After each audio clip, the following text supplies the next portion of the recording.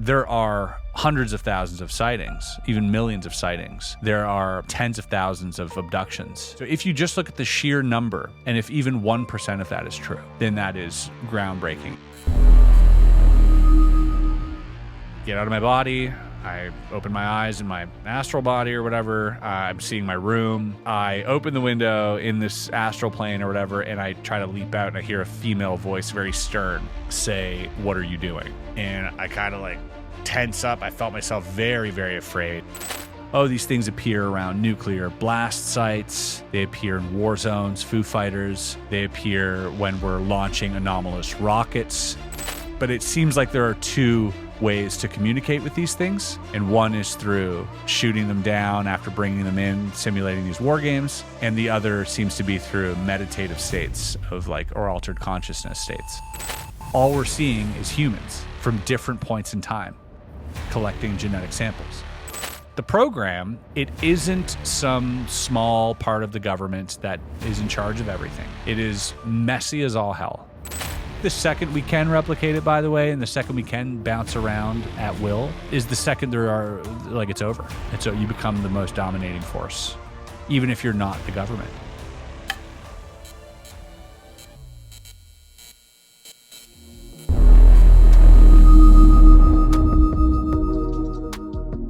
Yeah, well, let's get right into it then. Sweet. So welcome, and thank you so much for coming down to join the show. I'm excited to talk to you today.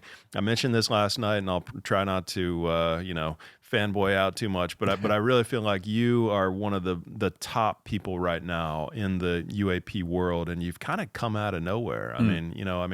In terms of the UAP topic. So you're a successful magician. You've got this huge monumental, huge channel on kind of magic and puzzles and whatnot. And then you've just come into the UAP scene, in 2023? Yeah. And so you're already one of the, most well-respected people out there. And so just honored to have you. Well, thank you. Here and chatting today. Yeah. Thank you so much. That means a lot. High praise coming from you as well. I know you're doing a great job here. I mean, genuinely, Matt, you're just such a caring and kind person. Thank you for having me and just making sure that, my travels were all taken care of. Everything is just really cool and very generous of you. So thank you. Awesome.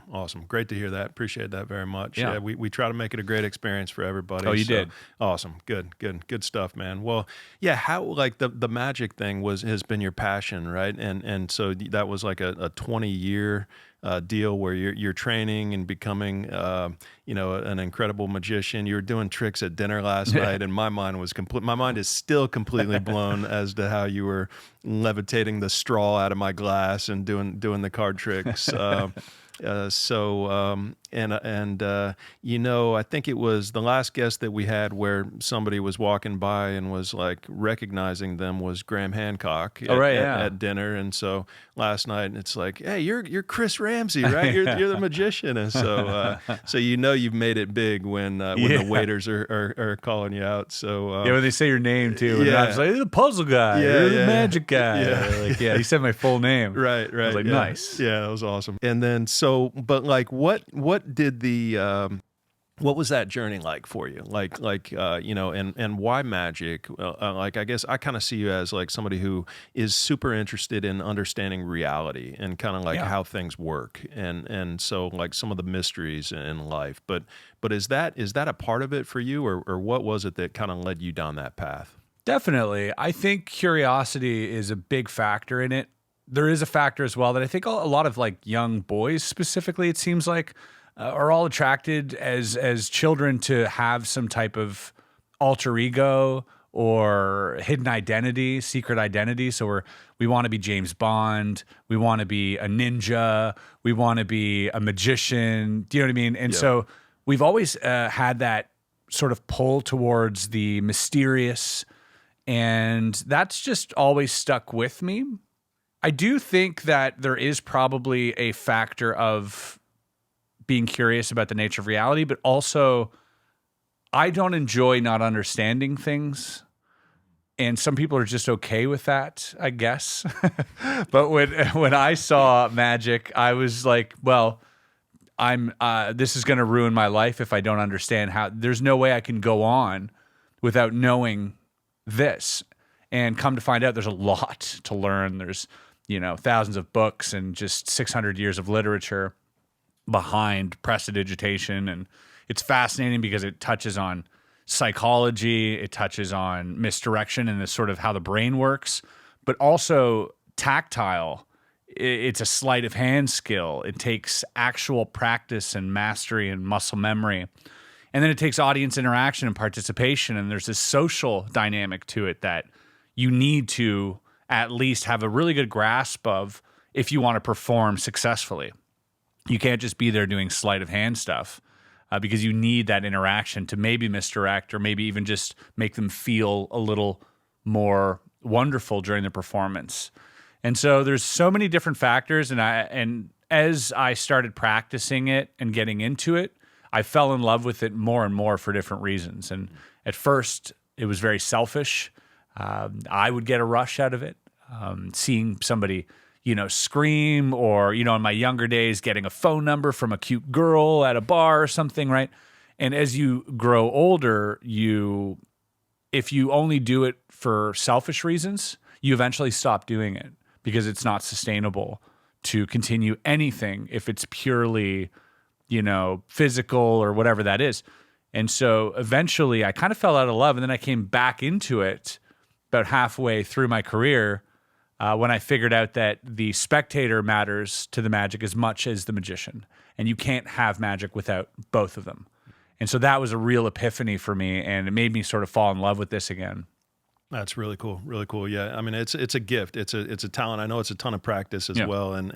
But the performance is incredible. And as much as you talk about misdirection and sleight of hand, I'm sitting there staring at the cards that are in your hand, like attempting to be, to figure out, okay, I know his hand has to move somewhere or do something, or the card has to go somewhere. And I couldn't see a thing. Like, as much as misdirection's a part of it, it's really incredible. Yeah. When you're looking, it's because it's okay. Yeah. You're allowed to look. Yeah. Right. When you're not looking, you should ask yourself, why am I not looking? Right. Yeah, exactly. Love it. So super successful original YouTube channel on puzzles and magic and whatnot. So over 7 million subscribers on that channel. So just huge. And that's, again, goes back to the waiter and him recognizing you from last night. And so, but you've kind of decided to, I wouldn't maybe say walk away from that because you're still posting on that channel, but your passion has brought you more towards this UAP phenomenon lately. Is that fair to say? Yeah, definitely. I've definitely shifted my attention, and I've done that from magic to puzzles during that career. I just kept it on the same channel, and now I've done it again, but this time just starting a new venture. And there are many reasons for that. I think the main reason is if I'm going to do something that requires putting myself in front of people, talking to the camera every single week for over a decade, you need to be mentally okay with that eventually. Eventually it wears on you, no matter what it is you're doing. If you do it long enough, there are days you just don't want to show up, and you have to put a face on, and eventually that just wears off and you can't do it. And so, selfishly, there needs to be something in it for me and my personal growth and my artistic expression. And so my number one reason I always tell people is selfishly, I need to be creative and I need to have this creative outlet in order to be happy doing what I do. Otherwise, I end up hating what I do if I'm doing it for everyone else or reasons that aren't my own, whether it's money or whether it's whatever it is. You end up hating it. It's not sustainable. And then you end up getting depressed and it becomes really difficult to push through. And so for me, I was at a point where it did feel like I was kind of feeding a machine with the magic and puzzle stuff. Still enjoy magic and puzzles, just not in a way that I had to make content about it all the time. I couldn't sit there and enjoy a puzzle and put it down and come back to it 4 days later when I'm watching TV like you're supposed to. I had to solve it 6 hours on camera, whatever it was, right? And so this eventually wore me down. And I was like, I need to do something that sustains me, but also perhaps helps me learn something, helps me grow in some way. And I've always been fascinated by UFOs, not just UFOs, the phenomenon in general, psi abilities, since I was a little kid watching Unsolved Mysteries, X-Files. The first movie on the phenomenon I've ever seen was Fire in the Sky, and I was 9. Don't let your 9-year-olds watch Fire in the Sky. Terrible movie to let your 9-year-old watch. I had an older brother, and he was into a lot of horror movies, and so we would watch them together. And that movie opens with, "This is based on a true story." So I'm a young sponge, and I have an adult telling me that aliens are real, right? And so that changed my perception, and kind of messed me up at a young age, but in a way where I was like, "Wait, we don't get an explanation to why they did this. They just came. We know nothing about them, and we're okay with them just leaving and taking us and doing stuff and just going." I'm like, that didn't sit well with me. It was very strange to me that there's this unexplainable thing happening that we're not looking into. You told me it's real. Why aren't we putting all of our energy here? And so just like magic, just like puzzles, kind of need to figure it out. And so it was a natural transition into this stuff. Plus, I get to flex my cinematic muscle and my production skills. Yeah, awesome. And Fire in the Sky was Travis Walton. That's right. And you just had him on your program recently. I did. Yeah, it was a full circle moment. Yeah, that's awesome. That's so cool. Yeah, for me, it was around the age of 10, and it was Bob Lazaar. Oh yeah. And so the exact same thing in the late 80s, and he came out, and I'm like, wait a minute, this is real? Like, this is actually real? And that was shocking, because it was just a couple of years earlier that I found out, like, Santa Claus was not real. And so, it got me down this whole path of exploring reality and like trying to figure out, okay, what is real? So it sounds like there's some correlation there between our childhoods and the story there. So what was that like, having Travis Walton on your show and talking to him and like, did it come across, were you skeptical going in? Did you believe it going in? And what were you like coming out of that conversation? I think naturally, as a magician, I'm skeptical of everything constantly. I think that there are levels of conviction that we talked about this last night, but sort of like your conviction level will lower and raise depending on the information and the data that you collect. And I think that suspended, sort of ever fluctuating conviction level is healthy. I don't think that you should ever just blindly believe or not believe anything. Although knowing is different, but even knowing, what do you know? What exactly do you claim to know? So I think it's healthier to just keep everything in a suspended state, especially when it comes to the high strangeness, the anomalies. And so with Travis, I have high conviction that something happened to him. When you speak to the man, you're obviously, anybody who watched his Rogan interview will tell you there is a deeply troubled person under that surface who had a traumatic experience. That in itself is striking when you talk to him. Now, when he's not talking about his experience, he's super happy. He's got, I don't know how many grandkids, just like a dozen grandkids or something. He's got, or 18 grandkids, I think it is. It's just a massive family. They're into music. They're into, he's into construction. He does everything himself. He's kind of a Renaissance man, a handyman. And so he's a really interesting guy, very eloquent. Knows how to, given a lot of thought into his experience.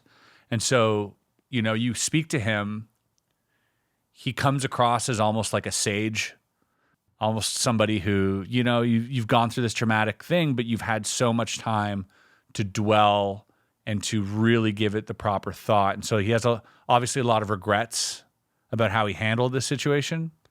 Getting out of the car in the first place, I think, was his biggest regret. And then, how he acted when he came across these beings.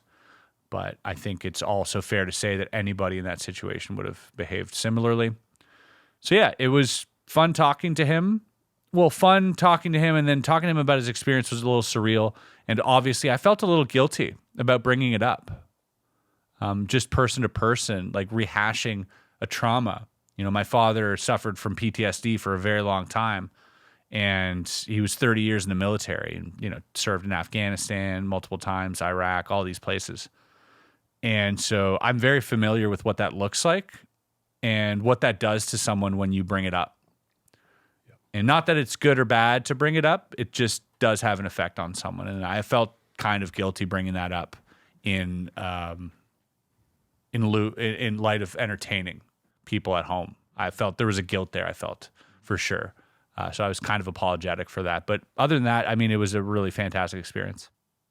Yeah, I would like to get into it at some point in our conversation, maybe more of some of the people that you've talked to and the cases and kind of your real thoughts on, what, like how real some of the events are versus maybe the ones that you're more highly questionable of, the more skeptical of. But I think maybe if we can kind of start with, you mentioned knowing. You mentioned like what knowing versus beliefs, and kind of like what is the difference there. For me, the difference between a knowing and a belief is an experience. Like if you've experienced something, then that can become a knowing, and if it's just a mental construct, then that is more of a belief. Whether it's a negative belief, UFOs don't exist, or a positive belief, UFOs exist.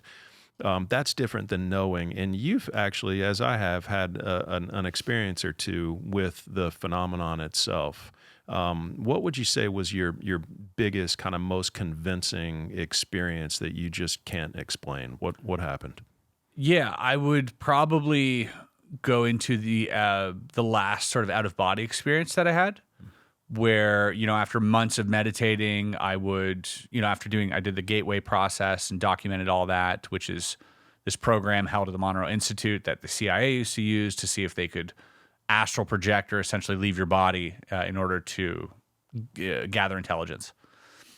And after doing that, I had multiple out-of-body experiences prior to that, which were spontaneous, and I didn't know what they were. They were very kind of frightening, and going down the rabbit hole, I learned about the Monroe Institute, went there, did their program, and then subsequently meditated every single day for an hour for like 4 months, early hours in the morning. And after 3 months, I'd start having these experiences again, completely sober, completely lucid. And the last time it happened, it was during the day. So it was like 5:30 in the morning. The sun was shining in the room. I was completely awake. I'd close my eyes to meditate for an hour with these headphones, playing some binaural beats. I put the headphones down, and I was very, very awake, but very also cognizant of the fact that I was in this pre-out-of-body state, which is like a very slight hum around your body, almost like a tuning fork. Feels very nice, almost euphoric. So a good sensory feeling, very calm, very relaxed. And as soon as I closed my eyes, I felt like my non-physical body sort of floats. It's like in this phasing process where like your physical is there, but your non-physical is just kind of roaming around, and you can kind of feel that. It's a very strange sensation, but this happened instantly. As soon as I hit my head on the pillow, there wasn't a second where I clicked out or anything, and so I knew it was happening. And you get this kind of like, oh my God, it's happening. Oh my God, oh my God. And it's terrifying, but it's also exciting. And I get out of my body. I open my eyes in my astral body or whatever. I'm seeing my room. Very scared. You're walking a sort of tightrope of fear the entire time, of like, you don't want to think too much, because anything you think of, it feels like in this realm at least, is like instant manifestation.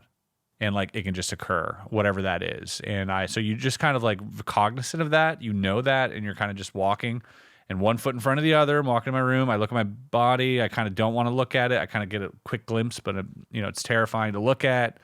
And I go to my window and I try to put my hand through the window. That doesn't work. And I open the window in this astral plane or whatever, and I try to leap out, and I hear a female voice, very stern, say, what are you doing? And I kind of like tense up. I felt myself very, very afraid at this point. I didn't want to look at where the voice came from. And I kind of just like peek at my body, walk backwards towards my body, lay back down, come to, and that was like a minute and a half of time, right? It was now 6:32 or 6:33, so it was 5:30 when I started the hour-long meditation, and then it was like a couple minutes after that. That whole experience lasted. And for me, on my personal, as far as personal experiences go, everything prior to that, even the sort of half dozen out-of-body experiences that I had all happened at night, very late, or in a sort of dream state. Like there wasn't, usually at 4 a.m. or something. It's just quite dark and nebulous. This was objectively during the day, and I was awake the whole time. There was no mistaking that. There was not a moment where I was asleep. So potentially hypnagogic, not hypnopompic, but like somewhere around there, but lucid the entire time. So for me, it did change something within me, as hard as that is for me to admit, because I can't prove it. But to me, that was the most proof I've ever had of something else. Now, if I were to be able to replicate it, which I'm trying to, there would be a series of tests that I would want to do at this point. Placing a paper down, somebody writes something on it, and I can go check, like these verifiable things. But until then, that's the most proof that I've given myself. Yeah. And setting up a camera maybe to see what you could see. I mean, I suppose that might be. I don't think I'll see anything, but who knows? If you're able to, you actually physically open the window when you were out of your body? No. Oh, no. Oh, okay. It was like an astral window. So I see. In this realm, and this is where it gets really bizarre, and you're like, okay, what even is this? Even Bob Monroe in his books explains that, like, when you're out of body, the place you're in isn't your room. It's a mental construct of what your memory thinks your room looks like. And so it's like an 80% match. The window might be a little higher, larger. The door might be you might have a different door in your room, like on a different wall. The room might be a little smaller, a little larger. So it's like a mental confabulation that you can navigate. It's very strange. And, you say it out loud and you're like, well, it's a dream, but it isn't. And I've lucid dreamed a lot. It's extremely different. Anyone who's ever had this experience will tell you it is very real, very visceral. There is a sense of, there's sound, there's touch. You're moving through, like, slowly through like this haze, this fog. It's kind of like the Upside Down is how I would sort of describe it. Yeah. So one of my favorite episodes that I've ever done on this channel was with a guy named Dr. Jeffrey Long, and it was on near-death experiences and out-of-body experiences and kind of what happened. And one of the things that was relatively consistent with those experiences was people were able to see like 360 degrees when they were out of body. Interesting. And most of them had died and risen above their body, and that was kind of the first step. And then greeted by beings, usually two beings, and about 25% of the time it was somebody that they knew, a loved one that was deceased. And then they see a light, they see a tunnel, they travel through the tunnel, they see a God, they have life reviews and past life reviews at times. All of these things are sort of in order, and they only occur if they've made it far enough into the death experience. So they're clinically dead, their heart stops beating, and if they make it 2 minutes, they might get to the beings. If they make it 8 minutes, they might get to God. Was the sight that you was your looking around at things and things were just slightly different than they were? Do you recall if it was like a 360-degree view? It was not. It was not. No, okay. It was like low saturation even, and I think that one of the trainers at Monroe, Archie, he told me that like his experience resembled mine the most out of everybody. Everybody has a little bit of a different experience with this stuff, like how they perceive it. His was like mine in that he felt the exact same symptoms going out of body. He explained everything, the low saturation, the kind of like fuzzy nature, almost like static, TV static was how I saw it. He said that clears up over time. As you do it more and more and more, it kind of clears up. And you can actually demand clarity in this like instant manifesting realm or whatever, apparently. And so over time, apparently it would get better and better. And so my later ones had color, my earlier ones did not. And he says it's like, getting the OBE Plus, a subscription, where at first you got like the low HD version. And then as you do it more and more, it evolves. But yeah, it was just pretty much same vision, a little blurrier. Yeah. So yeah, I've had a number of unexplainable experiences in my life, and it's one of the reasons why I'm exploring some of these topics. And it had been a long time since I've had kind of what I might call a paranormal experience. It's probably been 5 or 6 years since there's been something unexplained that I've either heard or seen. Last week was the most recent thing that I've had, and again, prior to that, it's probably been 6 years. But it was 5:44 in the morning, and I know because right after it happened, I checked my phone on and I was kind of tossing and turning, and I was in bed, and I heard this voice in my right ear yell a word out of nowhere, and it was really loud, and it was only in my right ear, and it was there. I mean, I was kind of waking, but not awake and not asleep. But the loudness, how loud this was, it just wasn't anything like I'd ever heard of, either sleeping. You know, I've never had a noise like that wake me up where it's been a voice. It's just never happened before in my life. And so I kind of got startled. I jumped. I grabbed my wife. I told her what had just happened. I couldn't make out what the word was, unfortunately, but it sounded like the voice was underwater almost, but it was one word, maybe 2 syllables. And then, so that was it. I'm like, okay, well, that was weird, and we're just, my wife and I wake up and we're kind of talking and about other stuff. And our son walks in, and our son is 5 years old and sleeps across the house. And he walks in and says, "Hey guys, I just heard somebody in my room, and it was walking around, but there wasn't anybody in my room, so that was weird," And we're like, okay, that can't be coincidence. Yeah. And it was like 20 minutes after I had heard this voice. And so I didn't even think of it. My wife's like, let me check his camera, because we have a camera that's set up in there, and just see if we see anything. And Ryan, if you can pull up what we saw and press play in his room. So when you mentioned you touched the glass and your hand couldn't go through it, oh yeah, look at that. You see that? It made me think of this, because it looks like a little orb or something of light came underneath his door, like underneath the door frame, and there's about 1 inch of space there, and it just goes right up onto onto the bed area, and you can kind of see it moving. And this is like a screen recording of the Nest Cam thing, yep. So the quality isn't, probably going to be fantastic, but you can clearly see it. So I thought that was weird enough, and I might make a little. Is it roughly the same time? Oh yeah, 5:26 a.m. Yeah. So we're talking in the span of like 15 minutes. Yeah. So the voice that I heard was after this happened, and then he came in at about 6:05 or something. Right. Like So that. within the span of 30 minutes, all of this happened. Yeah. The voice, him hearing something, and this anomalous sort of particle here. Right. So it's weird. You know? It's just weird that both of those things would happen. Definitely. And then you would capture something on camera, because we haven't captured anything like we've looked at his camera before. We've never seen anything like that. All 3 of those instances individually would be cause for conversation. Right. 3 of them happening within the span of 30 minutes definitely points to correlation. Yeah. It's interesting. Yeah. It's weird. It's definitely. Weird. Yeah. And this was not too long ago? This was last week. Last week. Yeah. Okay. Are you guys on edge?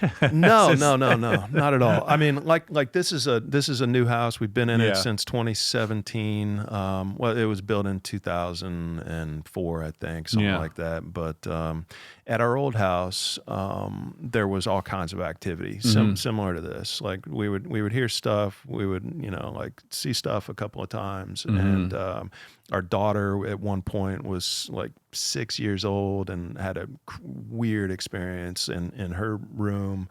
There was something going on there. I'm pretty sure it's like old Native American land and territory in Florida. So But nothing in this new house really since this, prior to this experience. Right. So just weird. And it's I actually saw an apparition for the first time in 2004. I was Really? 25 years old in a castle called Chateau des Bagnols in France. And it's an 11th century castle. And I got up out of bed at about 4 a.m. and went to use a restroom and kind of looked out to this window that was in our room, and there was a guy standing in front of the window just looking out the window and he was completely transparent. He was like 5'6". He was kind of round. He was like a big guy, short but fat. Just say it. He was wearing a blue suit. He had like kind of these ruffled hair. And I could make out all the details. Whoa! I went back into bed. I looked at him for 5-6 seconds. Got up, flicked on the light. There's nothing there. Went back into bed. Knew what I saw, but I didn't tell my wife. This was our first night out of 3 nights in this place. And you don't want to ruin it. I didn't want to freak her out. I was planning on telling her when we got back home, but then the third night, we're going to sleep, and it's about 11:30 at night, and she starts freaking out. She rolls over, she grabs me. Oh my God, I just saw a ghost. No way. Yeah, dude. And I'm like, was he over by the window over there? And she's like, shut up. I don't want to talk about it. Like, so, again, like for me, did she have the same description? She had the same description. Yeah. No way. Yeah. Same description. Yeah.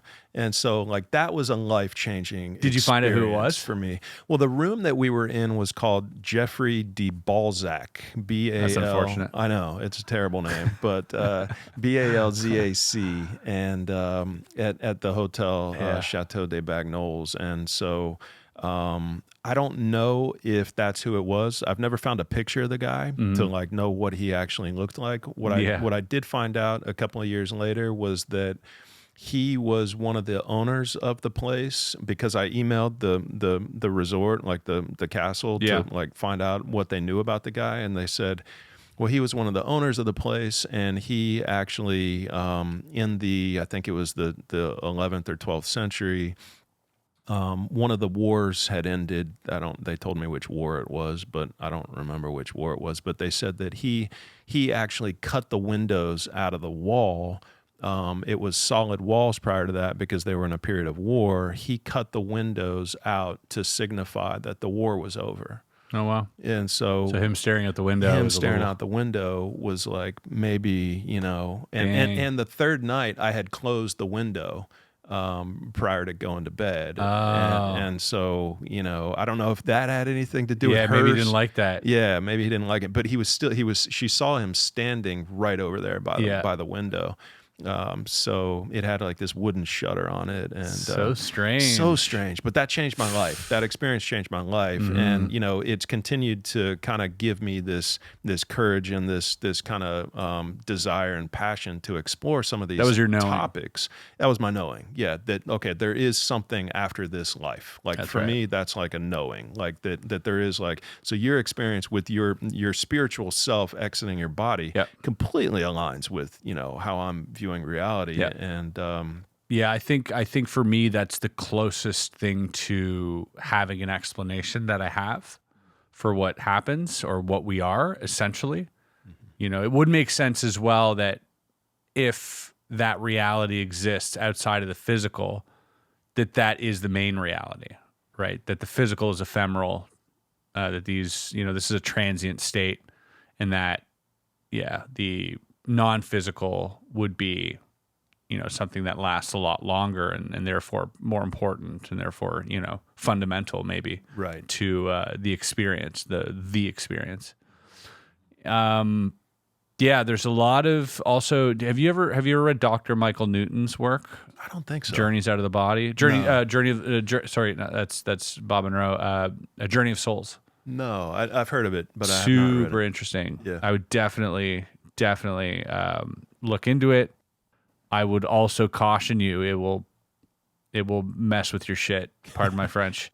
It's one of those books, and I've read Destiny of Souls, his follow-up, and it's one of those that everyone I've shown it to, it kind of rocks their worldview. It definitely expands your worldview. So this gentleman was a hypnotherapist, a clinical hypnotherapist who did regressions, but sort of childhood stuff to help you deal with trauma, standard practice. And he would have people come in and ask him every now and then, would you do like a past life regression? To which he rolled his eyes and he was like, it's not my bag. I don't really, believe in that stuff. And eventually somebody convinced him, because he was dealing with like some pain in his neck, and he like convinced him to do one of these. And he thought, okay, as an experiment, let's just do it. Maybe it's psychosomatic or something. And so he ended up doing this. This guy ended up, saying, oh, it was a past life. He was a Roman soldier. He got shot in the neck by an arrow, whatever it was. Came out of the regression, healed without pain. And so Michael Newton, being a doctor and his main goal is to help the patients, he said, well, even if this isn't real, psychologically, they are getting some type of healing from this experience and this exercise. So maybe we can use it as a tool to heal trauma, right, for people who believe in it. That's how he saw it. Very skeptical, but still open enough to use it.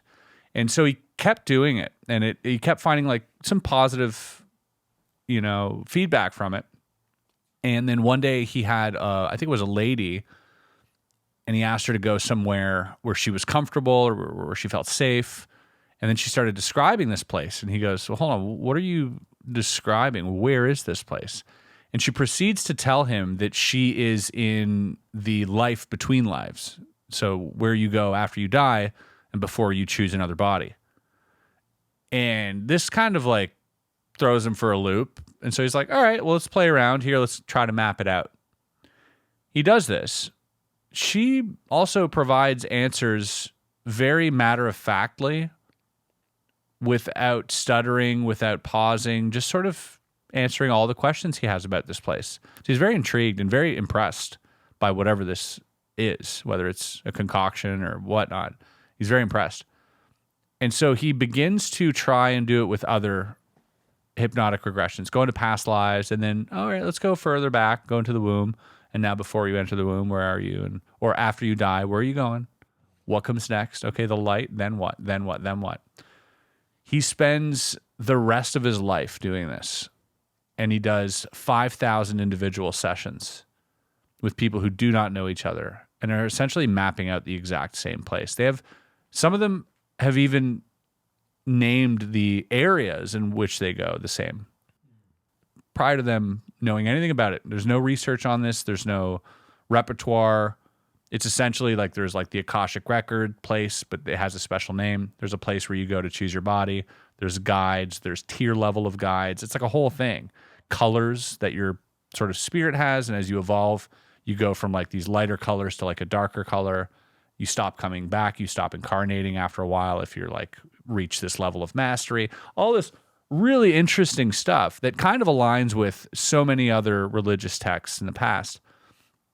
But to me, I think the Journey of Souls features 40 cases, and it begins with a person's first death as a new soul, and it ends with a very old soul's last birth, coming into a baby and sort of there's like a symbiosis that happens according to him. Like they come into the womb, they meet the baby, the physical baby, and there's like a dance, being like, hey, I'm going to be your soul. Because the physical body has autonomy. You don't need a soul to function, but the soul is kind of what runs the show. And so there is this like dance that happens in the first like 2 to 5 years where the soul leaves and comes back into the body. And like, anyways, hyper fascinating. And this goes on and on and on. These people who don't know each other saying the same things. And that really, really rocked my world. I could go on and on. The stories are compelling. They're interesting. There are synchronicities, and there are answers to everything. This is the best plot hole filler that I've ever read in terms of reality, right? When you're looking for, okay, well, how do you explain aliens? All right, what about abortion? Oh, what about murderous savages? Where do they go? What about the Holocaust? What happens to, why would you choose to be a child in the Holocaust? It answers all of that. It answers the question, all the questions that you might have, ghosts, interdimensional, everything. It kind of neatly packages everything, you know. I can't wait to read it. Yeah, and this is cases. This is, obviously he's filling in a lot of the stuff, but it's coming essentially from people's regressions, which I thought was a really interesting way of presenting this reality. And so having that in the back of my mind,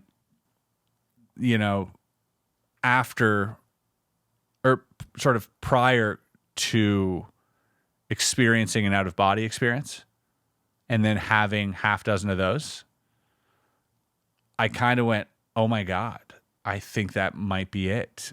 Maybe not exactly. Maybe it's our perception of it. We're using our human words to describe something that's non-human, but it's the closest I think I have to being like, okay, maybe that's it. Maybe there is some type of selection process for these bodies. I don't know, but it's fun to think about, and it's I'm definitely open to it. So yeah, it's probably, I mean, when we look at what's real and what's not real, what's the truth and what's not the truth, it's just listening to the experiencers is going to be the way that guides you the closest to the truth.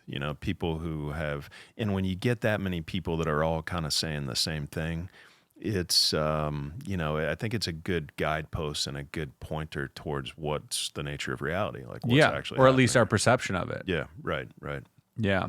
Yeah. So how does with all of that kind of as a backdrop and keeping that in mind, then so the UFO phenomenon in general. So I feel like you, again, like I mentioned, you have one of the most logical, level-headed, intelligent points of view and perspectives about this phenomenon. It's obviously been a passion of yours for a great deal of time. You're obviously a very intelligent person. So, how, like, what, for the audience, for me, for my education, like, from your perspective, what do you, I mean, there's options, there's possibilities, and they have probabilities, right? But like, what do you think, how would you even describe the situation of the UAP phenomenon, and take however much time you want, but like, I want to get your total overall perspective of the likelihoods and the probabilities of what's really going on here. Sure. Yeah. First of all, thank you for the compliments.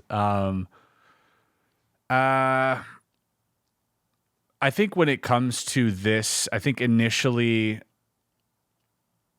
we anthropomorphize the situation. I think instinctively we look at it and we try to compare it to the human experience and what would we do.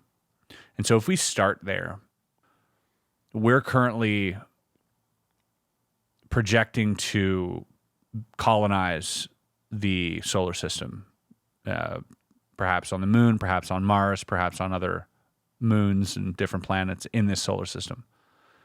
The goal would be eventually to sustain life outside of this solar system and become sort of an intergalactic species, perhaps, or, even further, just kind of propel and help life exist throughout the universe. That should be the goal, and I think that is the goal, naturally. I think that's what we're doing. If we're going about it this way, we have to, if we go to Mars, live underground in shelters, in domes, in suits.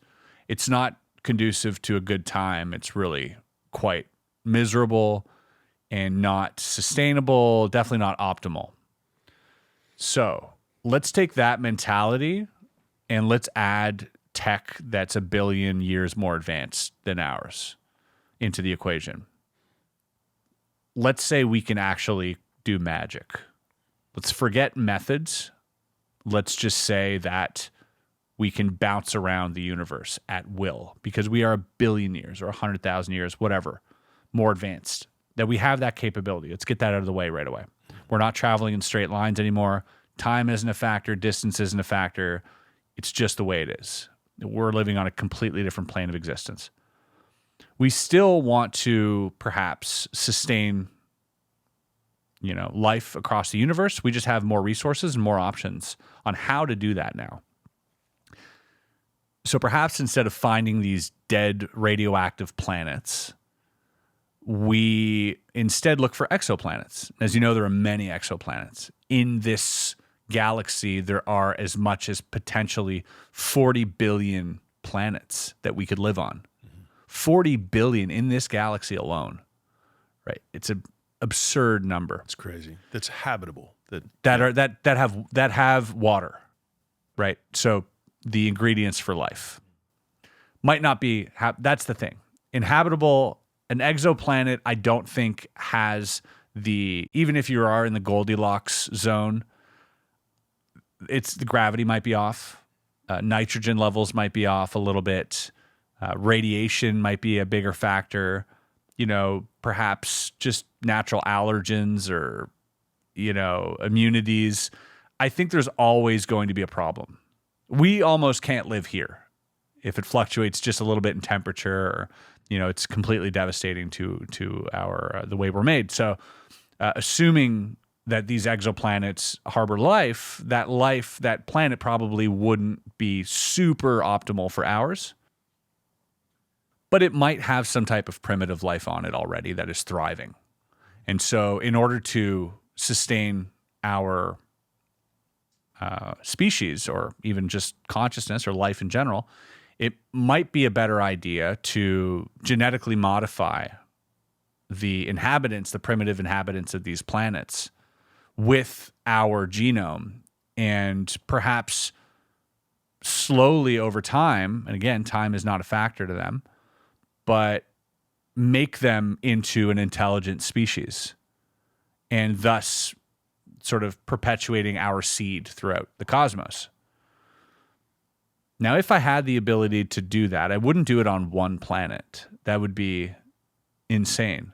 Maybe I'd do it on one planet to start 500 million years ago, but maybe I do it to 100 billion planets. Because at this point, I probably also have access to AI that is unfathomably intelligent. Perhaps I am AI. Perhaps AI rules me, whatever that situation is. But I wouldn't waste time going to these planets and monitoring everything and doing genetic experiments. I would have a system in place that already does this. And kind of like a von Neumann-esque sort of probe situation, I would perhaps launch these probes onto these exoplanets. They would maybe live sequestered in a hidden place deep within the oceans. And they would do everything from there. They would monitor the planet's growth from there. If something, tilts too far one way, maybe it would be there to stop that from happening, whether it's nuclear energy, whether it's natural disaster. It would sort of keep everything in check. You would probably also have a system that imports and exports its biome from other planets, because why have one planet that has this type of life, but the other planet has this type of life? Wouldn't it be better if it was all thriving with all the types of different life? So maybe I take the cephalopods from this planet, and I take the Venus flytraps from this planet, and then I modify them genetically, and then insert them into this planet. And I do this with all of the planets to make sure they're all thriving. And I have a system in place that's doing this for us, that I don't have to, actually get my hands dirty or even monitor. Or maybe I can monitor them non-locally through some quantum, morphic field or something. I don't know. You would probably also have you would need some type of biological robot, or at least a robot that can perform these genetic modifications in order to help, get us to the level that the original beings are at, the ones that set out to do this, to, propel their own existence. They would want to get you on their level eventually, right, on these planets. And so there would be genetic modification, but that would have to be done by some type of drone, AI-operated drone or whatnot. And so then you look at these grays, and you look at these, what are often, they're task-oriented, they're sort of genderless, emotionless. They kind of just are machine-like, doing their tasks. You also hear stories of them dying as soon as they get away from the craft, almost as if they are essential to the craft's operation. They are attached to the craft. And whether that's through the microtubules in its brain controlling the, if I was this system as well, I would also be aware that if these craft go down, that could affect the population. They could reverse engineer that tech. Mm-hmm. So I would make it impossible for us to fly them, for anyone else to fly them, unless you have these beings. These beings would be the key, and they would just die. They would be disposable.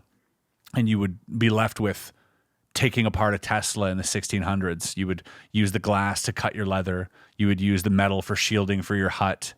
But you would never be able to charge it and drive it around and put it on full self-driving. You just don't have an iPhone. You don't have that technology to make it happen or whatever, right?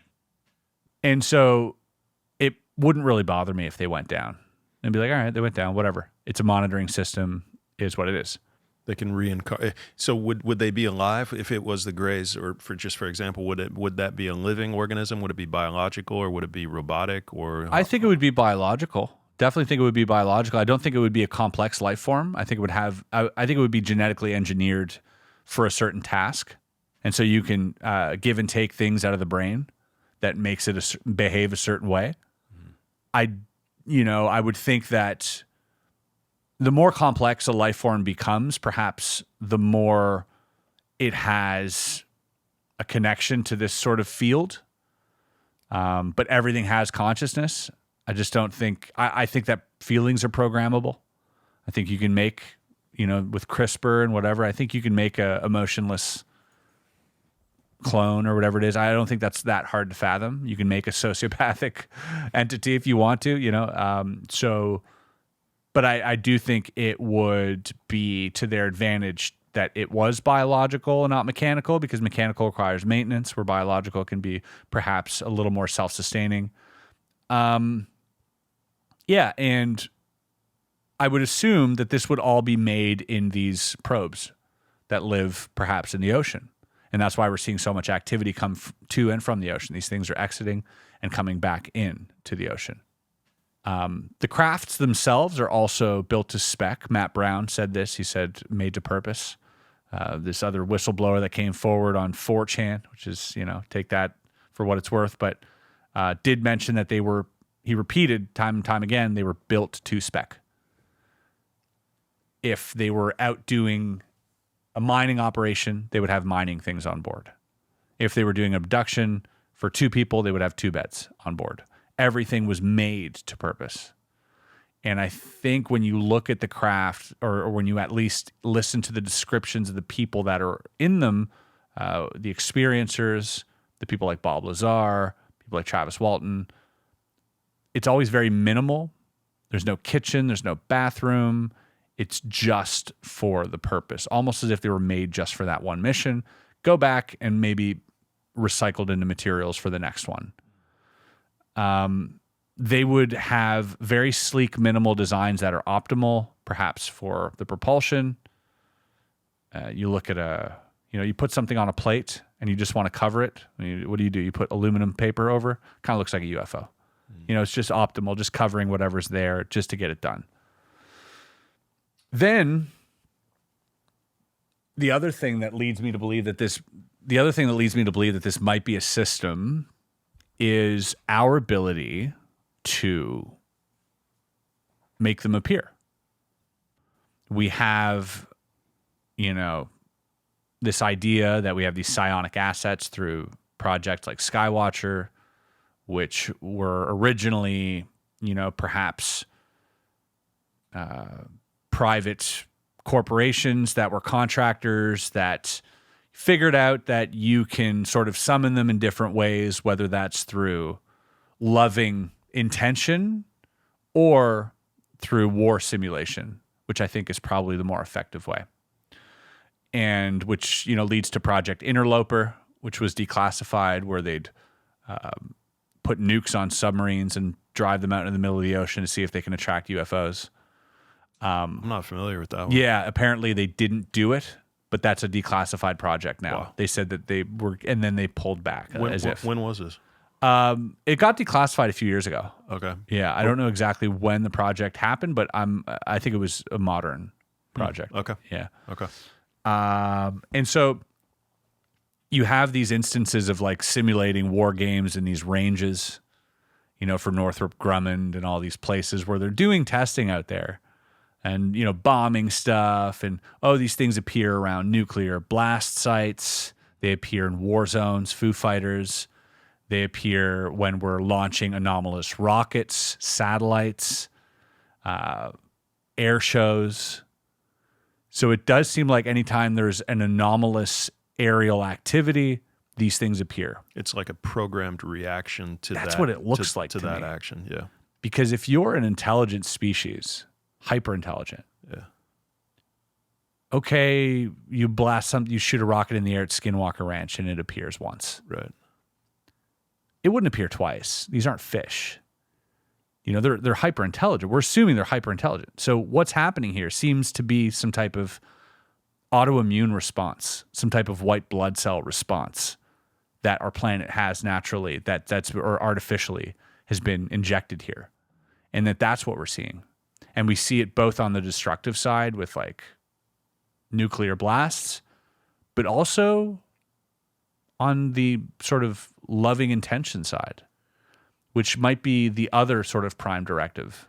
So would the loving intention side maybe be correlated to like the psychedelic side at all? Perhaps, but we also see, we hear cases like Chris Bledsoe, Dorothy Izat, we hear the psionic assets of people who are throwing their loving intention out into the sky and then orbs appear or these things appear. Again, these orbs and things might just be protocol on this system. And when enough people get together and do that, maybe more of them appear. And maybe that signals to the intelligence behind this system, hey, they're ready. And then they show up and they're like, welcome to the family. Who knows? Right. But it seems like there are two ways to communicate with these things. And one is through shooting them down after bringing them in, simulating these war games. And the other seems to be through meditative states or altered consciousness states. Right, yeah. right. Yeah, that's incredible. Yeah, I had Chris Bledsoe and Ryan Bledsoe, and we went out to, we have got a property in Parrish and a couple 100 acres, and we went out and they both tried to summon them on different occasions. I had them on at different times, and we saw some weird stuff with Ryan. He was able to.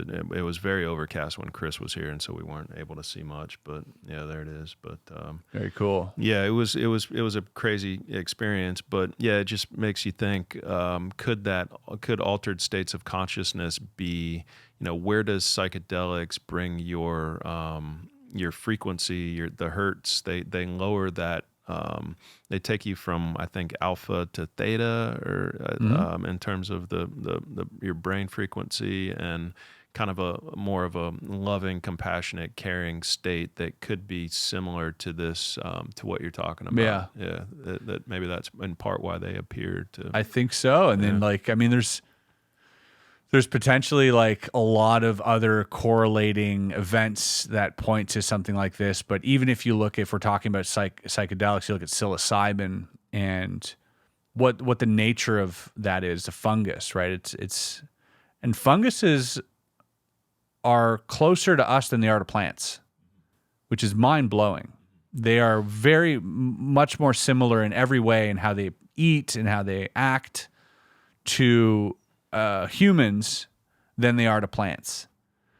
And, if I was a fungus, some hyper intelligent fungus that behaved differently, just didn't think like we did, they just think differently, perhaps it would be in my best intention for my own survival to, once I'm injected into the bloodstream of whatever's controlling this planet, to maybe suppress them a bit and calm them a bit and make them a little bit more empathetic. So maybe mushrooms are aliens too. Like, it's an interesting thought, but could have been brought here. Yeah, sure. Exactly. Or, it's a different type of intelligence. Just like dolphins are a different type of intelligence. When I hear non-human intelligence, I don't think of aliens right away. I think there are plenty of non-human intelligent things here on Earth. So I think it's a broad concept. I think to assume intelligence is only the ability to, speak with words and to draw diagrams, I think is a little myopic. Yeah. So I guess if we're envisioning this scenario and the possibility that you're articulating here, you've got at least one advanced species of call it extraterrestrials, I guess, right? Not interdimensional beings. We're talking extraterrestrial or whatever it is. And then so they are attempting to elevate life on any planet that is able to harbor life, and they're probably potentially attempting to make planets that are maybe almost habitable. Maybe they go in and they inject whatever, nitrogen, oxygen, whatever the planet needs to be able to sustain life. Or different religions, or inserting metallurgy at a certain time, or agriculture, or all these other things that these chariots of fire or these Elohim have brought down from the heavens, or these people from the stars have always brought down, technology since the dawn of time in these stories. But it seems like it's potentially a lot of the work that's happening from a genetic standpoint, from your perspective, is like potentially artificial intelligence or like reactionary to the situation. It's programmed to respond to a situation in a specific way. Yeah. It might be programmed to get specific, to travel and go get specific resources or elements or particles or whatever, and inject them into that system, into that biosphere, in order to maximize its ability to sustain intelligent life. Yeah, sustain and evolve intelligent life. Like, also, like, the difference between AI and sort of natural intelligence, I guess, I think becomes indistinguishable eventually. Just like how, when we say, oh, I'm going to research, we just say Google something. Like, it's just, or now it's like, I ChatGPT'd it or whatever. I think it becomes part of our vernacular, and then eventually just becomes part of our reality. There's no distinguishing the two, especially further down the line. I think it just becomes like this symbiosis. So I guess if you're looking back then at like, so say the Big Bang is real and the universe is approximately 14 billion years old. Even if it's not, say it goes back farther than that, or it's infinite, or it's expands and contracts, has life, it doesn't, blah, blah, blah. But you go back into time, and there would have been one original species that got advanced enough to be able to begin to be able to travel the cosmos first anyway. Sure. Unless multiple got there at the exact same time, there would have been one originally. It could have been able to do, like you're saying, like travel from point A to point B, not linearly, but instantly, and have the technology to do that, and advance to the ability to have this goal in sight, or to have this goal of making the entire universe or galaxy, whatever it is. If it's a local, then it's a galactic thing, but potentially the entire universe be able to sustain intelligent life.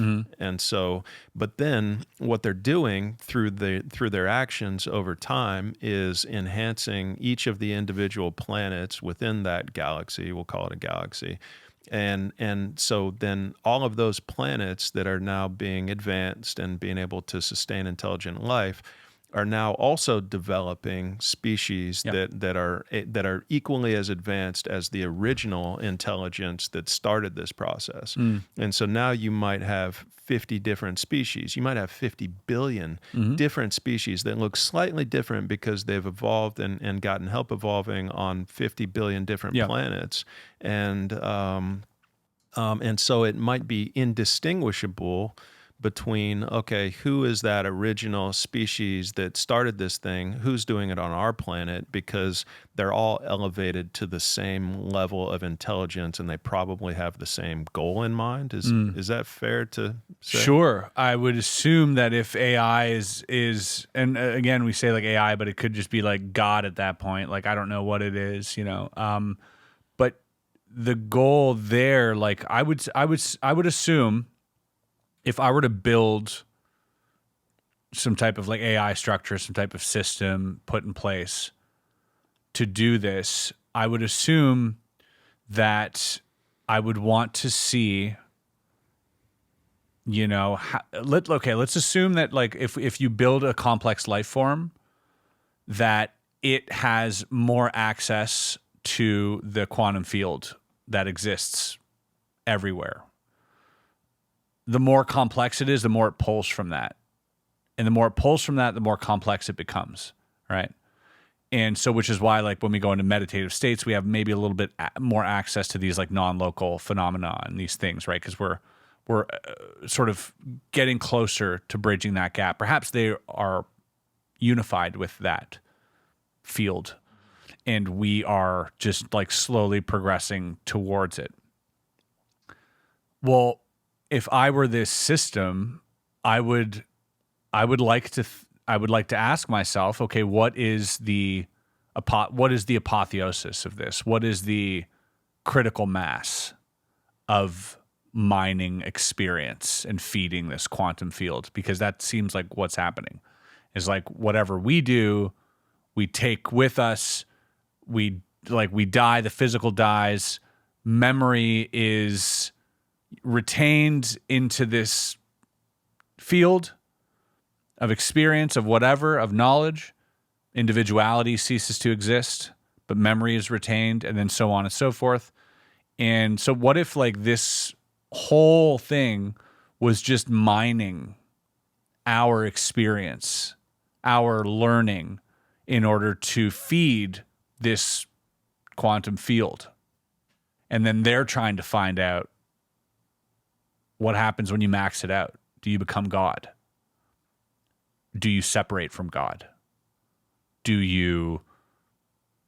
What is that? Does the universe become sentient itself? Does it become a sentient, self-aware organism when you reach that peak? Like, what is that? So I would assume that if you're looking for the nature of reality as a robot or as a computer, you would strive to max out whatever this is, right? Max out the experience. And how do you do that? Well, if we keep evolving things and keep genetically evolving them, they seem to get smarter. And every time they get smarter, their brain grows. And every time their brain grows, they start becoming telepathic. They start talking to each other. They start bilocating. All right, where does that go?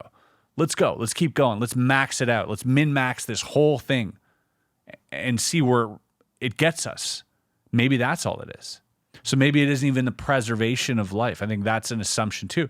Maybe it's a machine that is AI that's just trying to figure out how to become God, how to reach this peak level of existence. How do we become everything? How do we attain that, sort of, ascension to the perfect being? Who knows? Maybe it is God. Yeah, exactly. And maybe that's what that is. Like, and to us, that's, an alien might be God, because of the gap there is so massive between what they know and what we don't, that, we might as well assume that that's God. And, maybe they have a God and they have a God and so forth and so on. It's interesting to think about, and super interesting thought experiment there. And the fact that we see, or experiencers have seen dozens of different types of these advanced intelligences, between the mantis and the gray and the tall whites and the reptilians and the, all of these different species of super highly intelligent life forms. Could that be because of just exactly kind of what you're saying, the picture that you're painting of, I'm going to maximize the intelligence of every planet throughout the galaxy so that it can sustain and harbor intelligent life? And what does that do? It takes us out of the Stone Age of we're killing people and bashing people over the heads with rocks, to having a future where there's less violence, there's more unity, we've transcended ego, we've transcended war, we've transcended, hate, resentment, jealousy, all the emotion, all the human stuff that we're dealing with right now. Could that be part of the goal to allow our species to advance? It's not a physical evolution so much anymore as it is a spiritual evolution. I think physically we're probably on par with most of these other, creatures, but it's more of a spiritual and mental evolution at this point. And, could that be part of what they're trying to do? So Yeah. it's interesting. But that's kind of like the phenomenon, I guess, and it seems to me to, just based on all of the people out there that have had experiences and all of this stuff within the government, all of these whistleblowers, all like maybe we talk about that a little bit. Like, what are some of the most convincing things for you that make this a real phenomenon that's happening? I mean, there's so much happening with whistleblowers coming out and like government. It's so hard to kind of separate the nonsense from the reality of it. Like what's really real and what has a bunch of just crap thrown all over it to confuse people. But Yeah. I guess, like, when you boil it down and you're thinking about the reality of this situation, what for you, are there cases, are there incidents, is there like some, is it the consistency between all of the incidents themselves? Like, what is it for you that makes it real? Yeah. I mean, many different things. There are several cases. I can touch on a few of them. I do want to address the idea, the mantis, please. the reptilians, the Greys, the Nordics. An interesting thing that was pointed out to me is that, what are the odds that we also have a little praying mantis here? And what are the odds that we also have lizards here? What are the odds that we also have people that look like Nordics? Like, it seems like, again, this feeds into the system that everything, all these planets, are sharing DNA, are sharing things. So although, yes, on that planet, this might have evolved, or they might have gotten, the people, the things that look like lizards more to evolve, but we find it here too. And that might be the reason. Like, it's all this cosmic family. We're all sharing DNA in this giant pool. Some of us just might have been part of a different experiment or whatnot, in a different petri dish somewhere. The cases that, I guess, well, number one, it's the sheer amount of cases. There are people, a lot of people don't know this outside of the niche UFO sphere, that there are hundreds of thousands of sightings, even millions of sightings. There are documented tens of thousands of abductions. And that's only the people that have come forward, right? So if you just look at the sheer number, and if even 1% of that is true, then that is groundbreaking, is life-changing. All of that would have to be a lie for it not to be true. Every single one of those cases of these, tens of thousands of people coming forward, despite losing their jobs, their friends, their family, their relationships, being absolutely ridiculed, getting no monetary compensation, all of this stuff. Every single one of them would have to be an absolute liar, or psycho, or hallucinating. Every single one. Not one singular one can be telling the truth.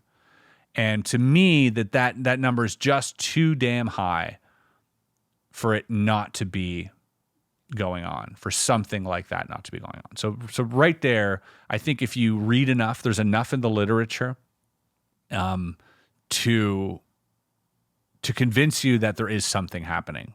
And what that is up for argument.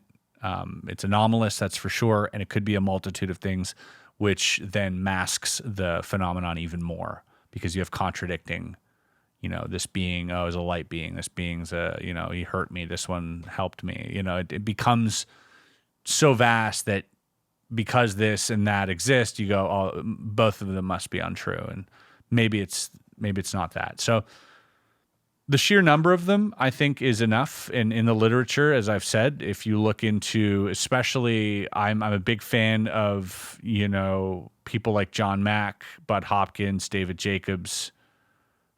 Richard Dolan is a great researcher as well. And there are many other researchers that have just compiled hundreds and thousands of cases that have so many similarities. And so that alone, I think, number one. Now, if we look at the individual cases, there are a few that stand out to me to be more notable. Now, most of them are anecdotal, meaning that they are someone's story of what happened, and that is fallible. You do have mistakes there. Memory is not great. Many of them are mass sightings, too. Which, Yep. Yeah. You do have mass sightings, absolutely. That's one for me. There's two that stand out for me. There's the Ariel School phenomenon, which I think is probably the most important sighting to ever happen. Yep. And the one in Varginha, Brazil. I think that one, and I know that James Fox is putting out a follow-up to that. Oh, He's good. working on it. Good. And I don't know if it'll be a whole new thing or if it'll be a director's or I don't know what, but I know that it's important. And he's just constantly in Brazil, this guy. So, he's been obsessed with it for 15 years. If you haven't seen Moment of Contact, if you have a skeptical friend who doesn't know anything about the phenomenon, give them that one. Because that one has enough to where, okay, we have military involved, we have the mayor, we have doctors, we have firemen, we have locals, all telling the same story. So it's an incredible case. Very compelling. Yeah, sure. Absolutely. But then there's individual cases of abduction that transcend anecdotes. There's one in particular that I just had the pleasure of having this gentleman on the podcast. His name is Peter Khoury. Flew him out from Australia. And in 1992, he's had several run-ins with non-human intelligences. He's had abduction cases that were, detailed. And he had this one experience which left him with multiple hairs of a blonde, large-eyed, long-faced sort of what looks like some type of hybrid. If you look start it from the beginning. Yeah. Like what? So where is he when this story begins? He's in his home. It is a very strange case, and for those listening, it is it's the reason he didn't come forward with this for a long time. Even though he had physical evidence in a bag that he sealed, that he kept, he was just too sort of embarrassed. It's very personal. He woke up in the morning with two essentially naked women on his bed. And, anybody out there being like, well, that doesn't sound like a problem. There's all the jokes in the world, right? It's every guy's fantasy. What do you mean? And, to him, it was no laughing matter. He was startled, to say the least. So one of them was straddling him on top of him, very tall, taller than he, maybe 7 feet, blonde, wispy hair, sort of white, wispy hair. Large eyes, maybe 3 times the size of a normal human's eyes. That's her. And thank you for censoring, because there's the bottom half of that photo too. And she's, let me tell you, there's no gravity where she's from. But yeah, essentially, it's her. She actually had a much pointier face, apparently.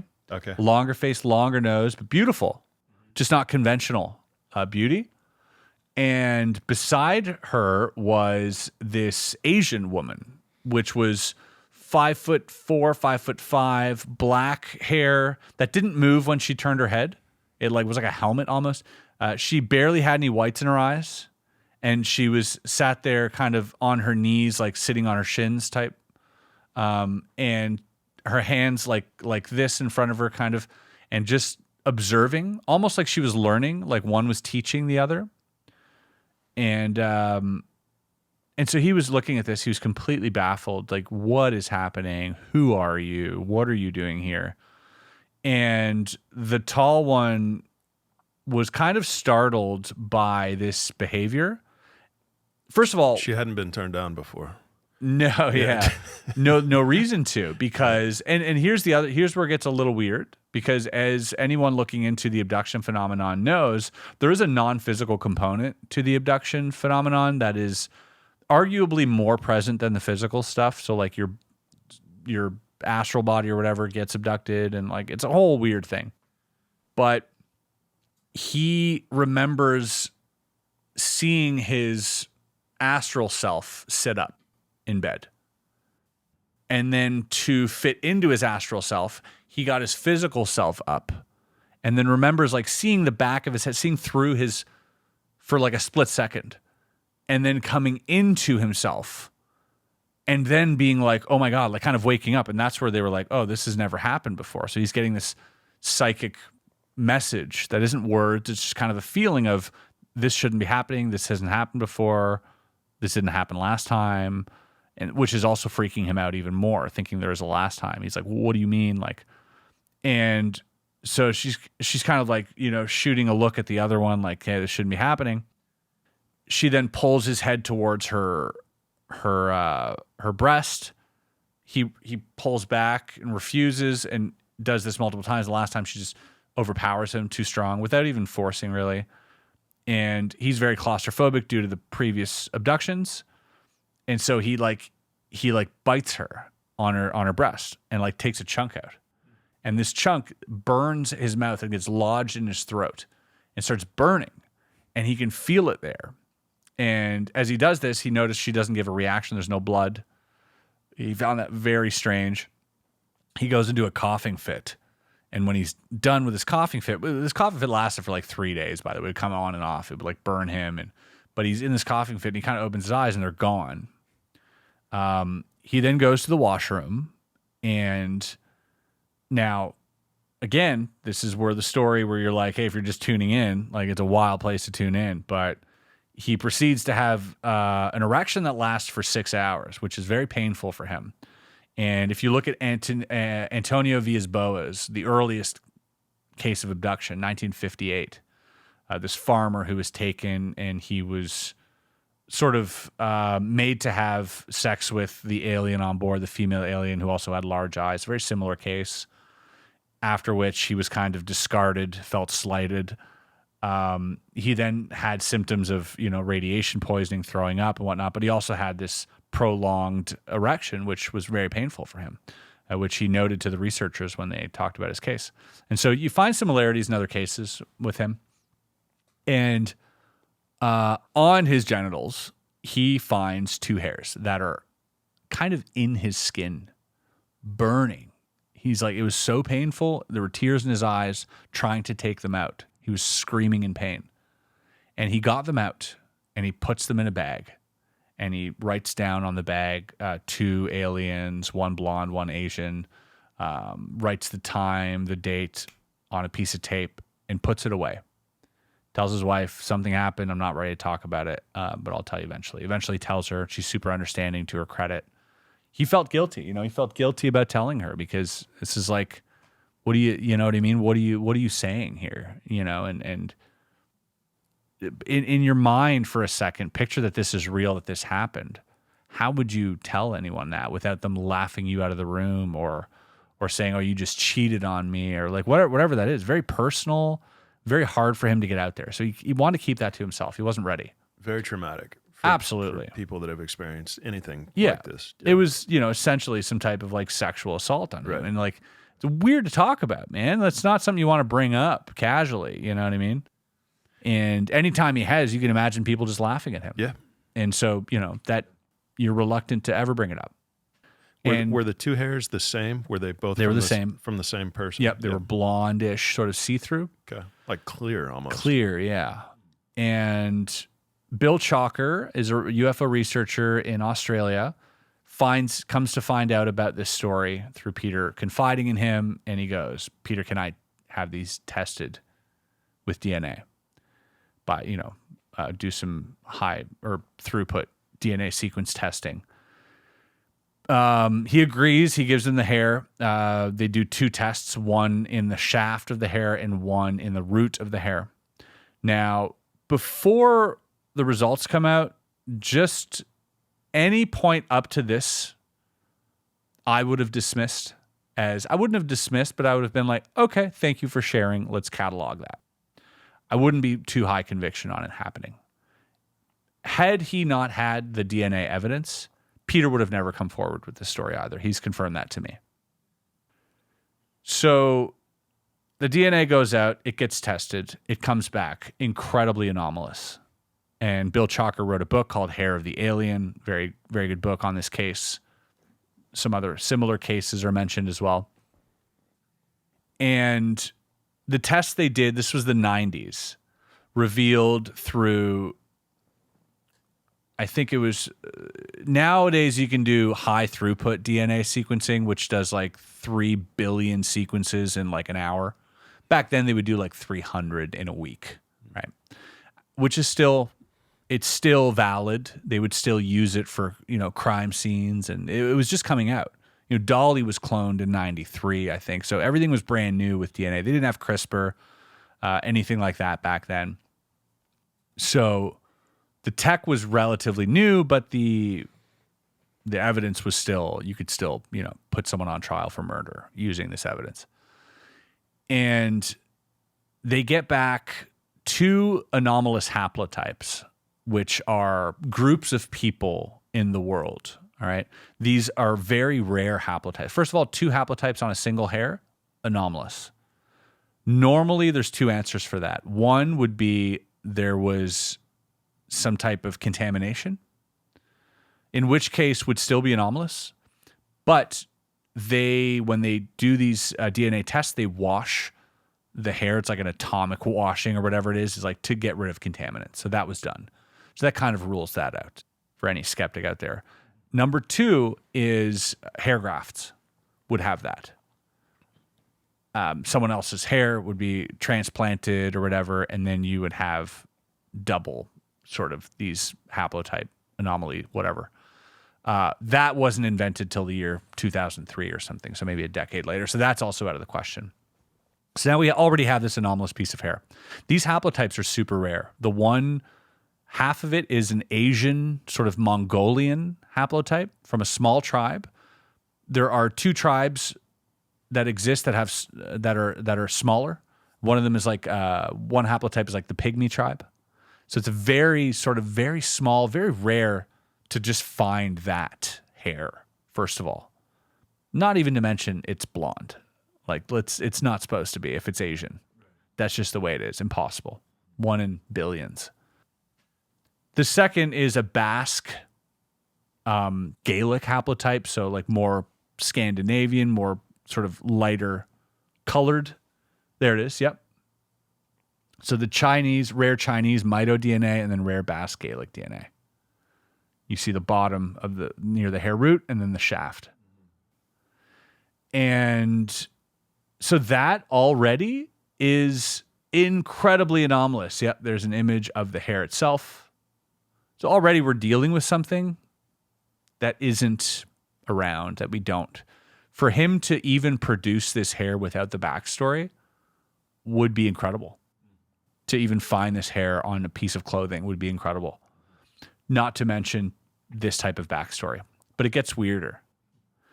There is something called a CCR5 deletion. So a CCR5 is what coats your cells and actually kind of invites disease into the cell.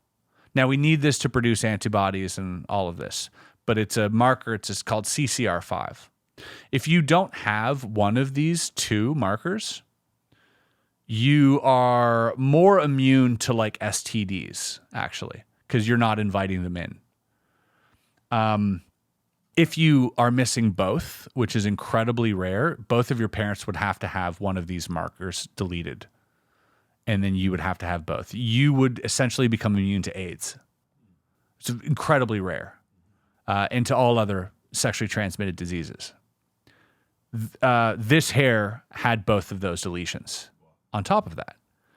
Now, if you were a hybrid species, which physically this is what it looked like, you would have multiple haplotypes, perhaps, in some way. But you would also, if the goal was to perhaps procreate, or maybe even just to teach how to copulate, it would be advisable that you don't contract any STDs if you're doing this with humans, right? So you would need to have this. So it seems like there is some genetic engineering and modification in this specific sample present.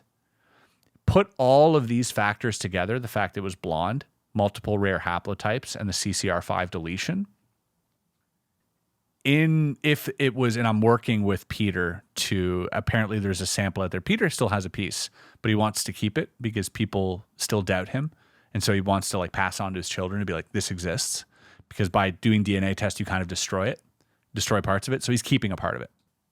But the original person, I forget his name, who did the DNA test, apparently in a safe somewhere, has kept a sample that he believes, in the future, this is in the 90s, we'll be able to do more tests on, which we can now. So I'm trying to retrace this to do some high throughput DNA sequencing tests, which would definitively prove it is anomalous.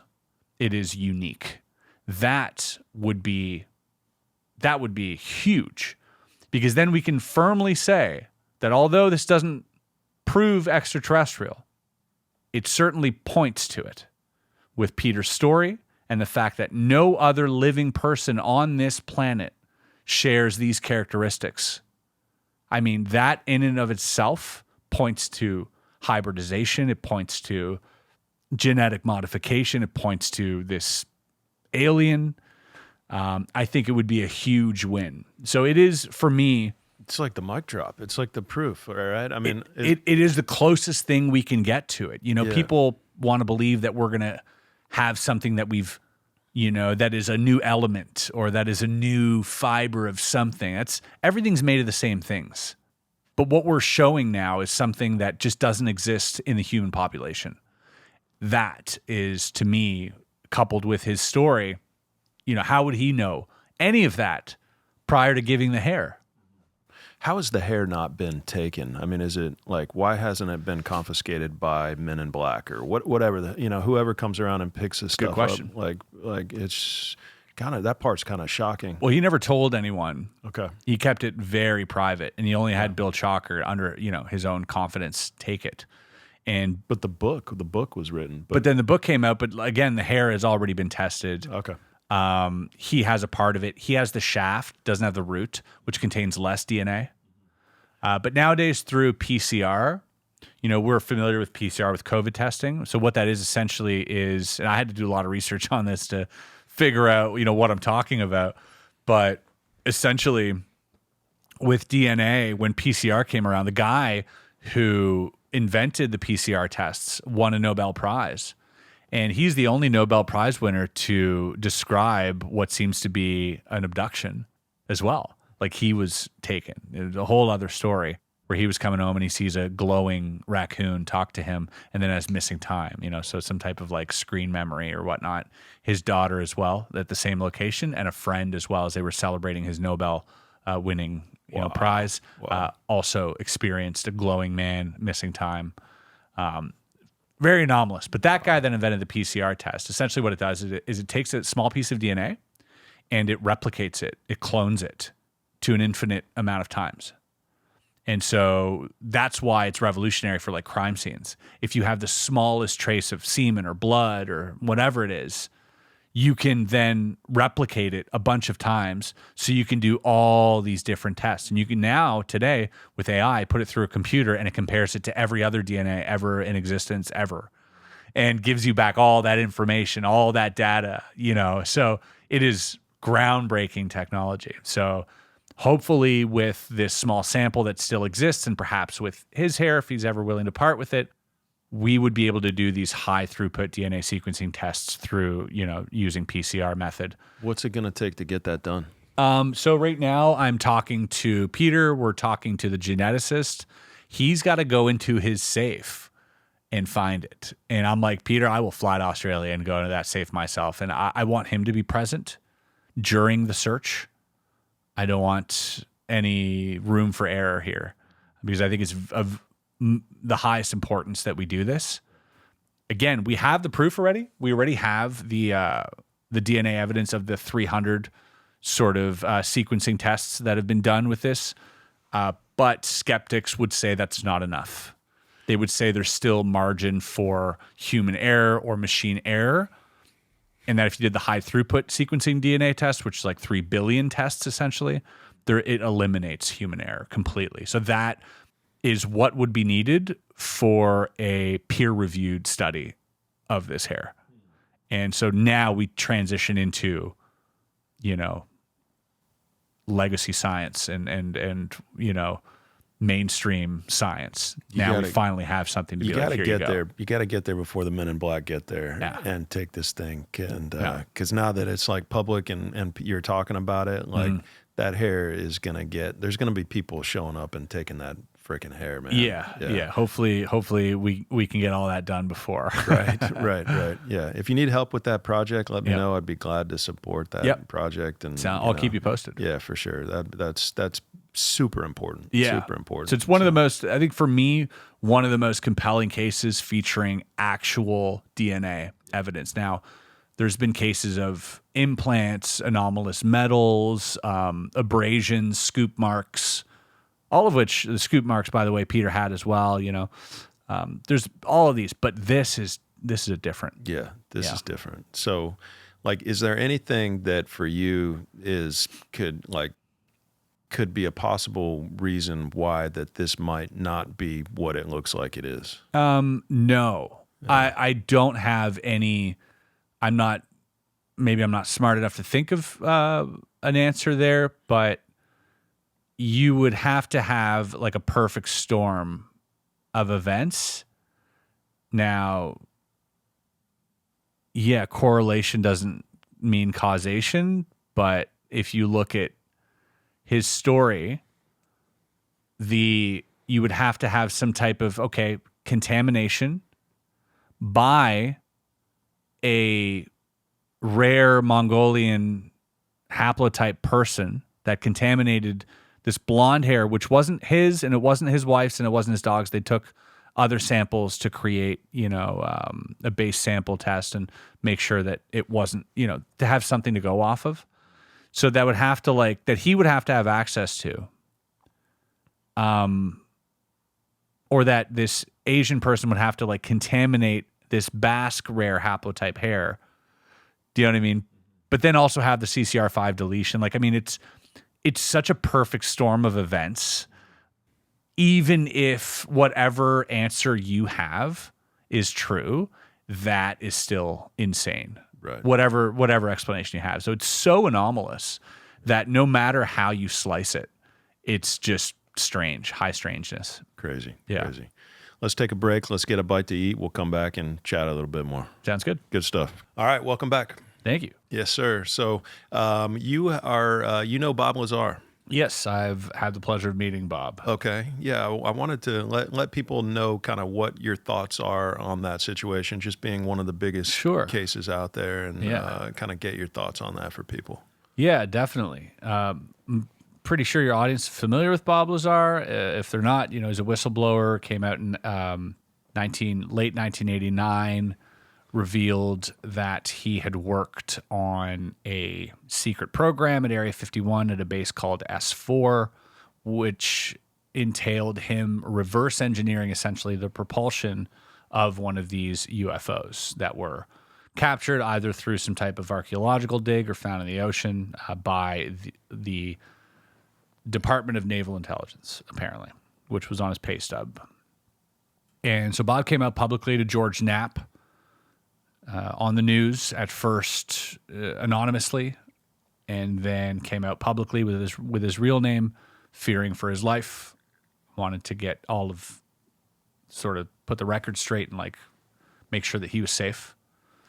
And in that, he made a lot of claims. He made claims of an element that was used as the sort of fuel, which was element 115, which at the time wasn't yet discovered. Obviously, elements are sort of in order of weight. And so we know that if there is going to be another element, it'll be 115, 116, 117. That's how that goes. And he said that they had 115, but that they had also had it stable, which means you could hold it. It wasn't radioactive. It wasn't disintegrating. And it wasn't, today with the Hadron Collider, I think we've stabilized it for 1/1000th of a second, enough to measure it, and then it would sort of disintegrate or whatever. But we have yet to stabilize. But he said that, and then he said that he saw the craft fly. He was briefed on these blue documents, which are really famous, where talked about religion, talked about this genetic alteration with humans that they've been doing. It talks about their anatomy and all sorts of other really interesting things. And the more time has gone on, the more that we've realized that it all comes back to Bob Lazaar and everything he said. And people want to deny that all they want. There are people online. It's a very contentious subject, but he was the first one to say that the United States government had intact craft.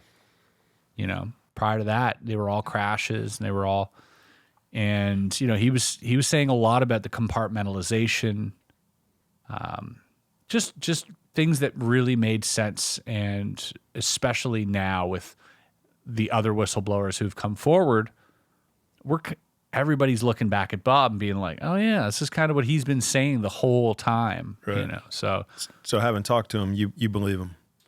I do. Percentage wise, where are you at? I do. I'm about as convinced as he is. Okay.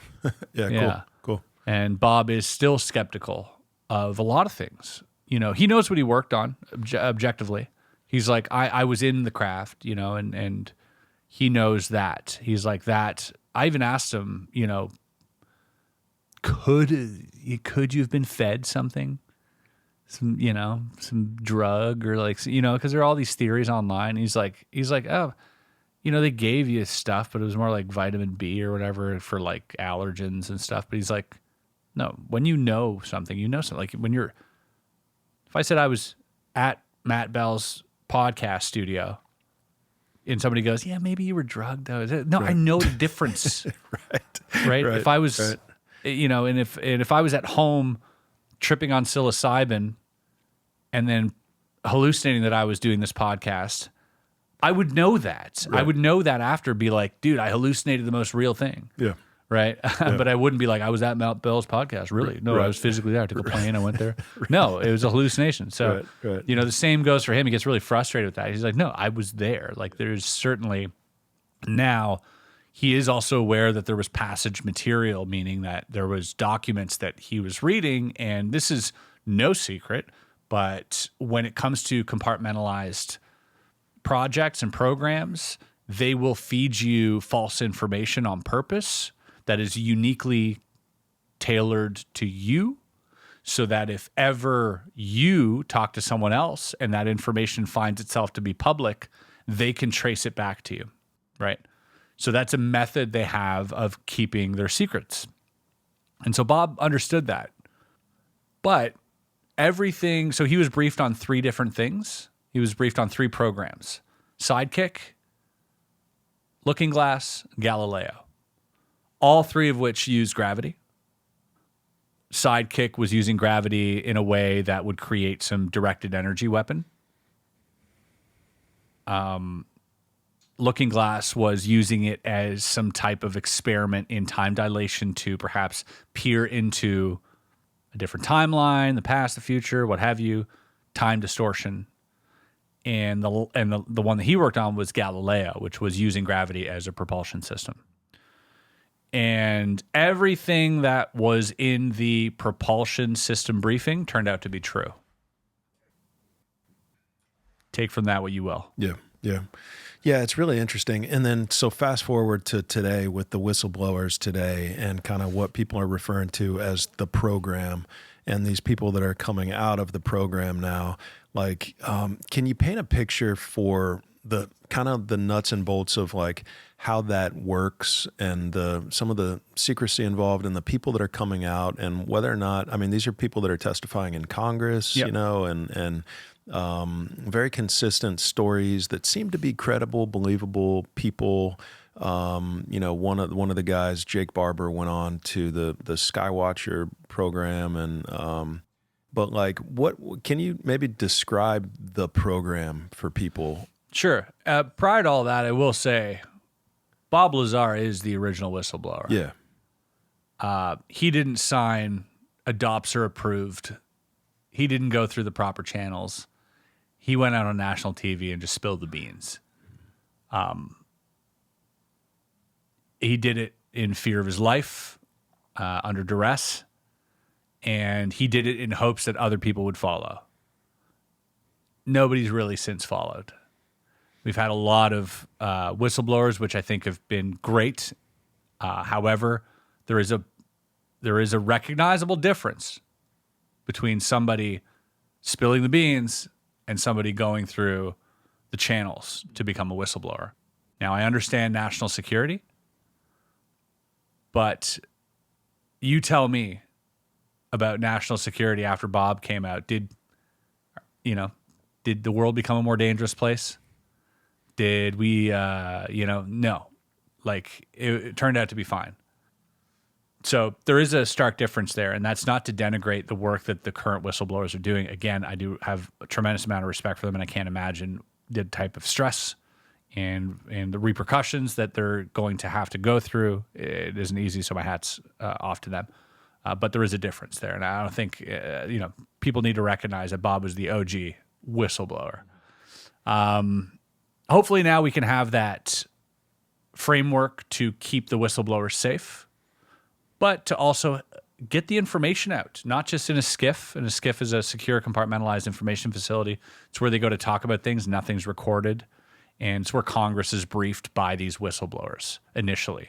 And then they usually have them come out in this sort of public presentation for the public to see what they were talking about. But a lot of that stuff they deem is just national security, so they can't talk about it publicly. They're under NDAs, non-disclosure agreements.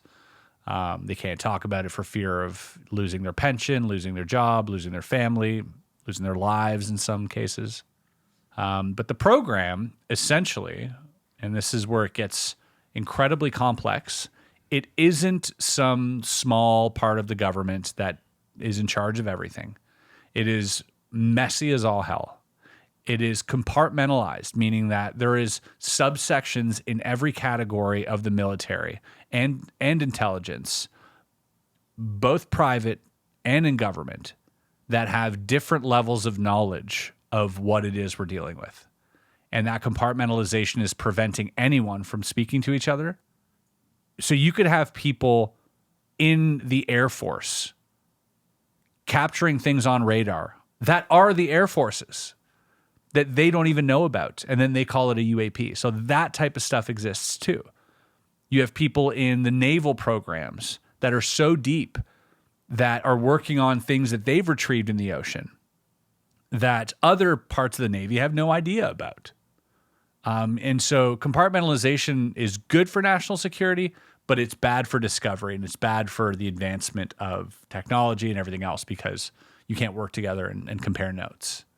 And so originally, I think the program was after the 1947 Roswell crash.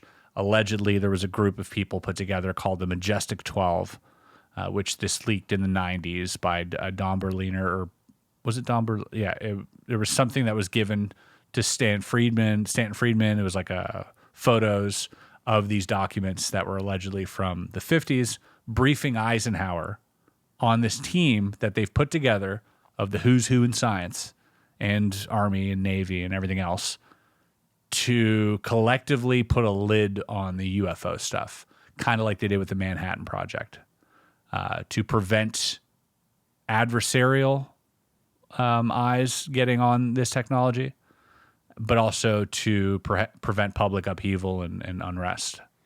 And that's... So today, is there a person or a group of people that sit on top of all of this decompartmentalization? Like, is there anyone that actually knows chunks of what's going on? Yeah, there probably are. I've heard from different people I've talked to between like 20 and 24 people in the world that know sort of all we know. And that doesn't mean they know everything. They know the whole scope. So it's very, very few, because if you work in aviation or in aeronautics, let's say, if you're at SpaceX, you're given pieces to work on. You're compartmentalized. This isn't specific to working in secret projects in the government. There's tons of compartmentalization, in fact, in private industry, again, to sort of protect equity and just IP, intellectual property. And so I know somebody at SpaceX who was working on one of the rockets or something, and he was telling me, he's like, yeah, we'll get a piece, we'll work on it. And I would ask, like, hey, if I knew where this piece went, it would actually probably help me do my work. And they go, don't worry about it. That's not your job. Just do what you were told. Like a piece of something that was recovered? No. Like a piece of the rocket okay. that they're building to go up in space. Okay, gotcha. So even on that level, they're still compartmentalized.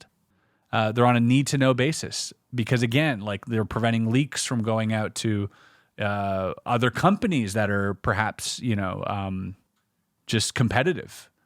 And so this isn't new. The compartmentalization isn't new, but it exists in every industry.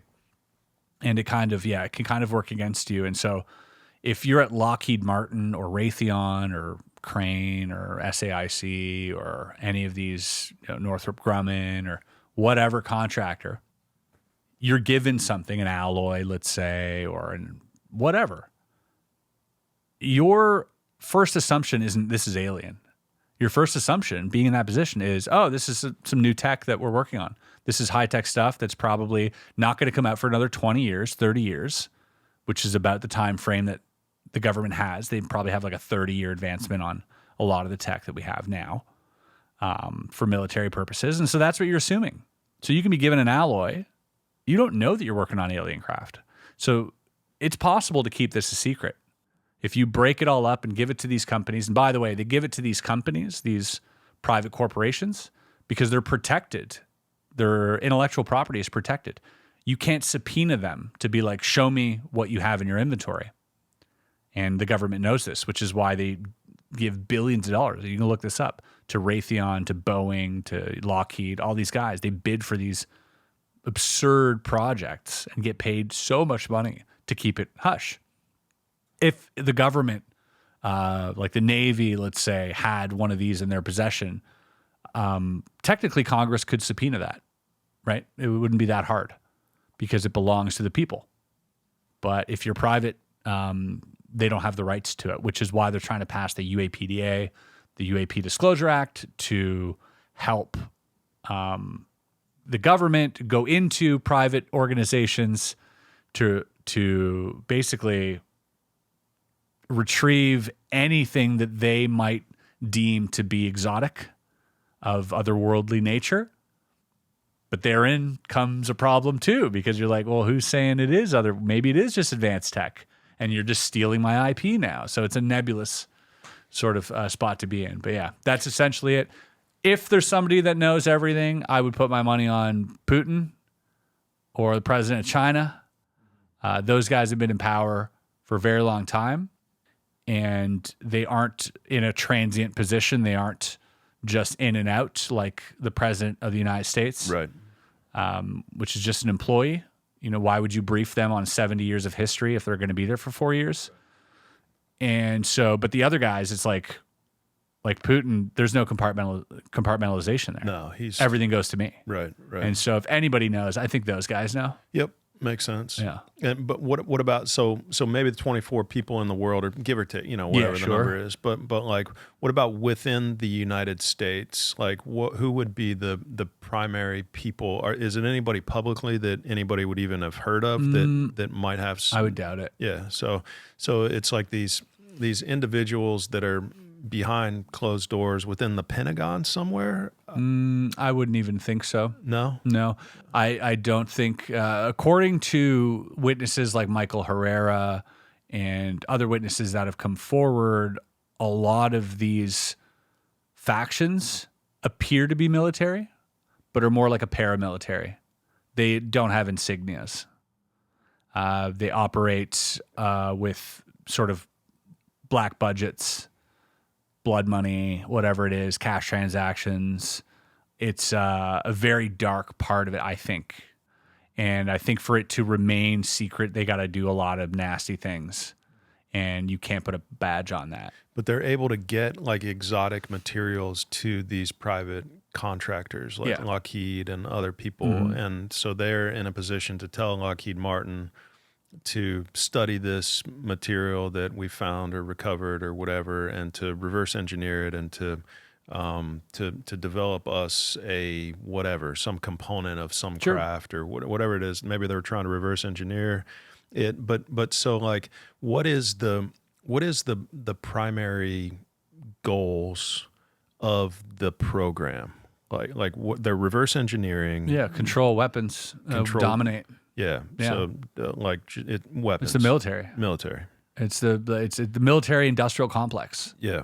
Is the people in charge.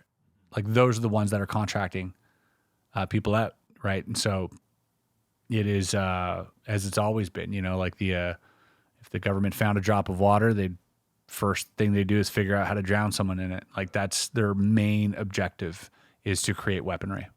Yeah, number one, right? But above all. And so there's no one that's attempting to create free energy. No one that's attempting. Unless it's weaponized. Yeah, I guess. not so much in the idea of helping people. No, that'll come from private industry because there's money to be made. So unfortunately, that's how humans work. We'll weaponize it first, then we'll monetize it, and then we'll sell it as a commodity. I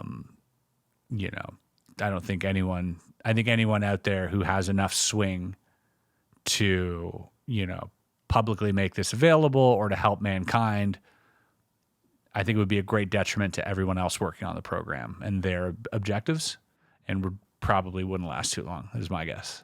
You don't go into, it's just like you don't go into like a military establishment and be like, hey, why can't we just all be friends? You get laughed out of the building or beat up, like I think that's what it is. I think it's just, ever since the 40s, at least, that's been the mentality.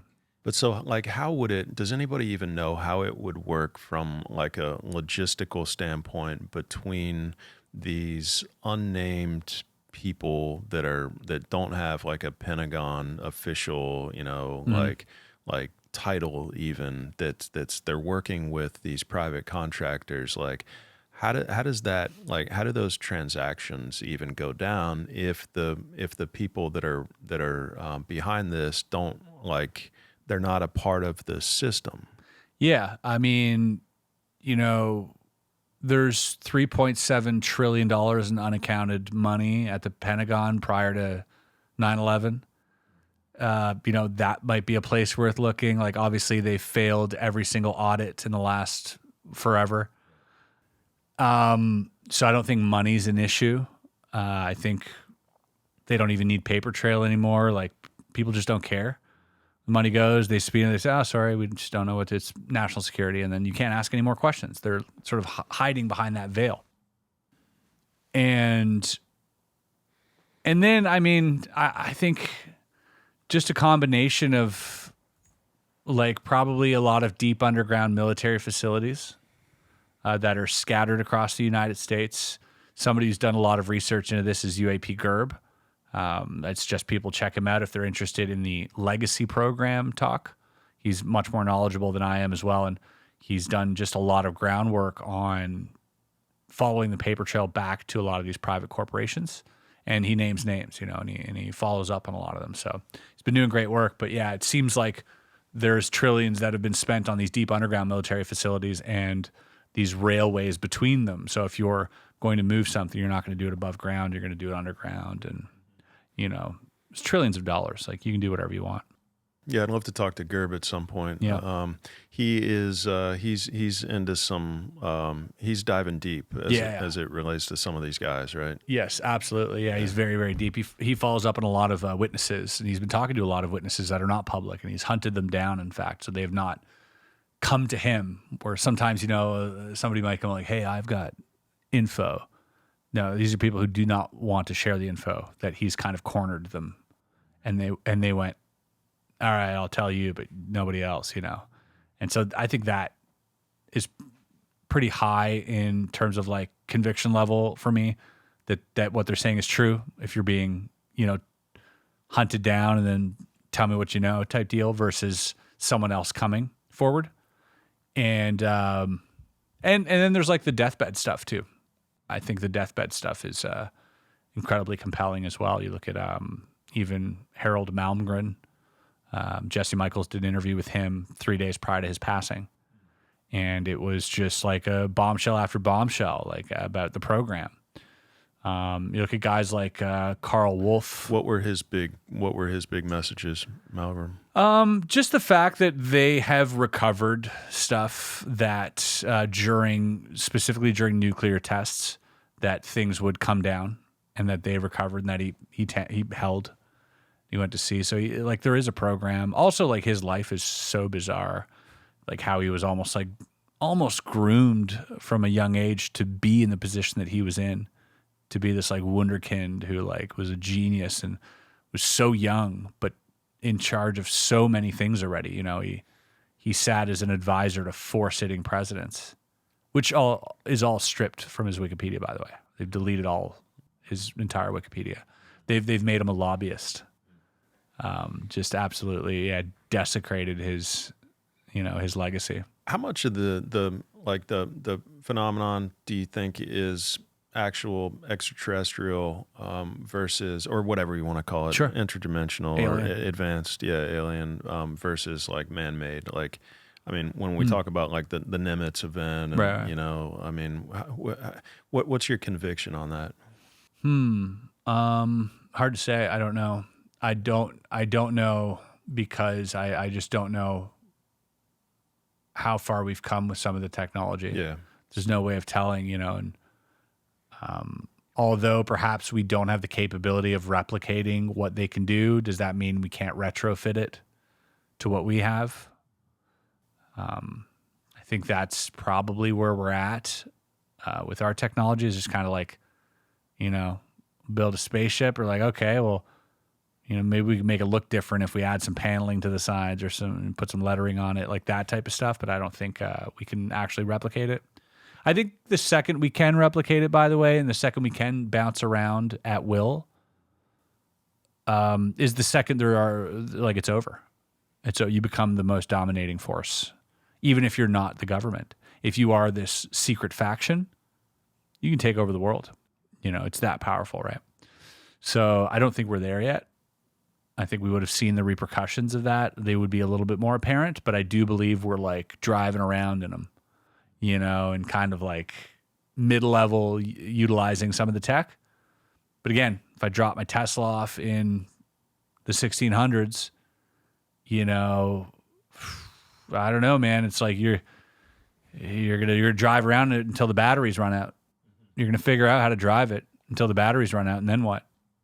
You can't charge. You have no idea what you're doing. So like the Nimitz event was 2004, I guess, right? And then the Varginha, the Brazil thing was I think a similar shape craft. That was 96. 96. There was it was like a tube, wasn't it? Like a cylinder. I think so. Yeah, like a tube versus like a Tic Tac. I mean, similar kind of a deal there. So yeah, it's interesting, and who knows? I mean, when we were able to begin to kind of reverse engineer some of the technology. Like, it's just anybody's guess, I guess, right? Yeah, definitely. And like other countries perhaps as well want to keep a lid on some of what they have until they can figure it out, you know. But I would assume the sectors where we might have prevailed a little bit more, or at least gained a little bit more footing in terms of reverse engineering, might be the medical sector, might be things like mining. I think if we look in those directions, might also be like telescopes, microscopes, this type of technology. I think if we look in those sectors and see the advancements and leaps and bounds we've made, I think we can retrace some of that to probably some reverse engineering stuff. I think that's how it gets out. Like I said, you would take the metal off the Tesla and start, you know, developing things with it. And I think that's what we're doing, like whether it's, you know, speculative fiber optics that we pulled from these crafts and reverse engineered, or I think it'll be like that. Especially if you look at if alien abductions is a reality, then that means there are tools. That means those tools are pretty darn advanced. So if some of these crafts have been recovered that were used to do any of these abductions, they would have tools on board.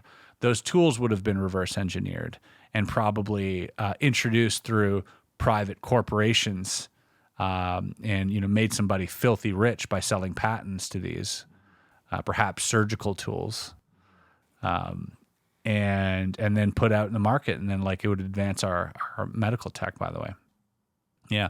Just as a funny aside, the Tim Taylor guy's got like 40 of those patents, by the way. Oh, yeah? Yeah, he's got like 40 surgical tool patents. Yeah, made a killing. I didn't realize that. Yeah. So that's how he made his whole fortune. It's interesting. okay. So is that coincidence? I don't know. I thought it was interesting. It is. Yeah, for sure. For sure. What about this? Conversation by Mike Masters, this future human possibility? You know, like, how do you feel like that factors into this, and genetics, and you talked about altering genetics and whatnot earlier, but like that I mean, maybe you can explain it. I know better than I can, but yeah, Mike Masters, Dr. Michael Masters, really interesting guy. He is a professor of anthropology at Montana Tech. And he wrote a few books on the idea of future humans, on the idea that these humans are traveling in time to acquire genetics and to modify genetics. And he's got a lot of work behind this. He put together, like, his dissertation for his doctorate was on the cranial morphology of humans, meaning the changes that the primitive caveman went through to become us, what we are today, to projecting that 50,000 years down the line and what that would look like. And it starts to look a lot like these gray beings, actually, with the recessed jaws and the elongated, sort of bigger sort of craniums, and then larger eyes and smaller mouths, sort of like the no sexual organs, like all these like similarities start to pop up. And so you got to ask, okay, why? And there's a really interesting answer for that. In males, since 1980, males have been dropping sperm count at a rate of 2% per year on average. It's a lot. That's like in 50 years, like no more sperm. That's where we're at. And it's due to microplastics, chemicals in the food, all sorts of things. And so based on that, you think, well, that's a problem. If you were a time traveler, if you were in the future, that's a problem for you that you want to fix. So let's say you wanted to collect genetic samples from a species, from your own species. You would want to go to the place that was the most varied, the place in time where you had the most amount of variant genomes and just different genetic structures, like the most variant. That would have been from like 1950 to 1980. After that, sperm count starts dropping. So 1950 to 1985, maybe around there, I mean, people were mixing. We had people from different races having children. This has never really happened prior, not, on a scale as large as this. So we finally have this mixed gene pool, which is really healthy, which is just like taking all these different races, mixing them together, and we're getting this perfect sample plate to take genetics from. And coincidentally, that's where the alleged abduction started, was from the late 50s, and then much of through up until 1990, was a lot of these cases were extremely similar by similar beings. And so what he proposes is that all we're seeing is humans from different points in time collecting genetic samples. So like these Nordic beings are just a highly evolved human species, but then the Greys are also like a super evolved human species, and so on and so forth. So I thought it was an interesting, compelling theory. Do I buy it 100%? No, I don't think Dr. Michael Masters does either, and he's been quite vocal about that. But it adds another layer to the topic of, might these UFOs just be time machines? He went on Danny Jones, a good friend of mine, lives down the road. He's got a podcast here in town, and I was blown away by that episode. It was definitely like kind of like a new take on the phenomenon and what it could possibly be. So yeah, it makes a lot of sense, I think, as a possibility. Yeah, and he's had his own experiences too, which is super wild. Oh yeah, like a download. Yeah, he was at a party at a UFO conference on the balcony when he was approached. Well, he was taken up to the balcony by a lady he'd met, And he's like, oh, this person wants to talk to you. And he's never met this other guy. And they go on the balcony and he just like locks in, looks at him, pulls his chair like between his knees, like type, and just like locks in. And all of a sudden, Michael was getting like psychic impressions. He could not move. And this is in front of people. A bunch of people witnessed it. And for like half an hour, he's like, his vision just went black. And he could just feel the information being flooded into his brain. He said, we're going to give you 3 pieces of information that you don't have access to right now, but we have to store them in there. And he told him all this psychically while he was sitting right in front of him. And this other girl had her hand on his shoulder, and it was like this weird thing happening. And then people were coming out the balcony. They were just told to like go inside. They all turned around at the same time, went inside, closed the door, and very bizarre. He talks about this on the podcast today with him. It's extremely bizarre. But then after which he felt super heavy and sluggish. He went into his room, cried for a long time, passed out. It was a very intense experience for him. Very, very intense and kind of traumatic. And who was the guy? Nobody knows who. Yeah. That's the worst. That's the weirdest part about it. He knows the guy. Huh. But like this was out of character. Even the person thought it was anomalous. They're like, yeah, that was weird. I don't know what that was. Yeah. Wow. Super strange. Super strange. Yeah. So what about you? I asked about your experiences earlier, and you mentioned the out-of-body experience, but what about any experiences with the phenomenon itself? I've had sightings, but again, I can't, like, I've seen like a triangular craft, the 3 lights and light in the middle type deal. No sound. I've seen. How big was that? Hard to say. It was at night. It was pretty high up, but I couldn't say how high because there's no sound. So it's like, I don't know. Maybe really big. Not like, it was like this big in the sky, right? So it wasn't like right overhead. I know there's some stories of people like, I couldn't see the sky. I saw a triangle craft with 3 dots around the outside and an orange amber orb in the middle of it. And it was like maybe 8 or 10,000 feet up, and it was huge.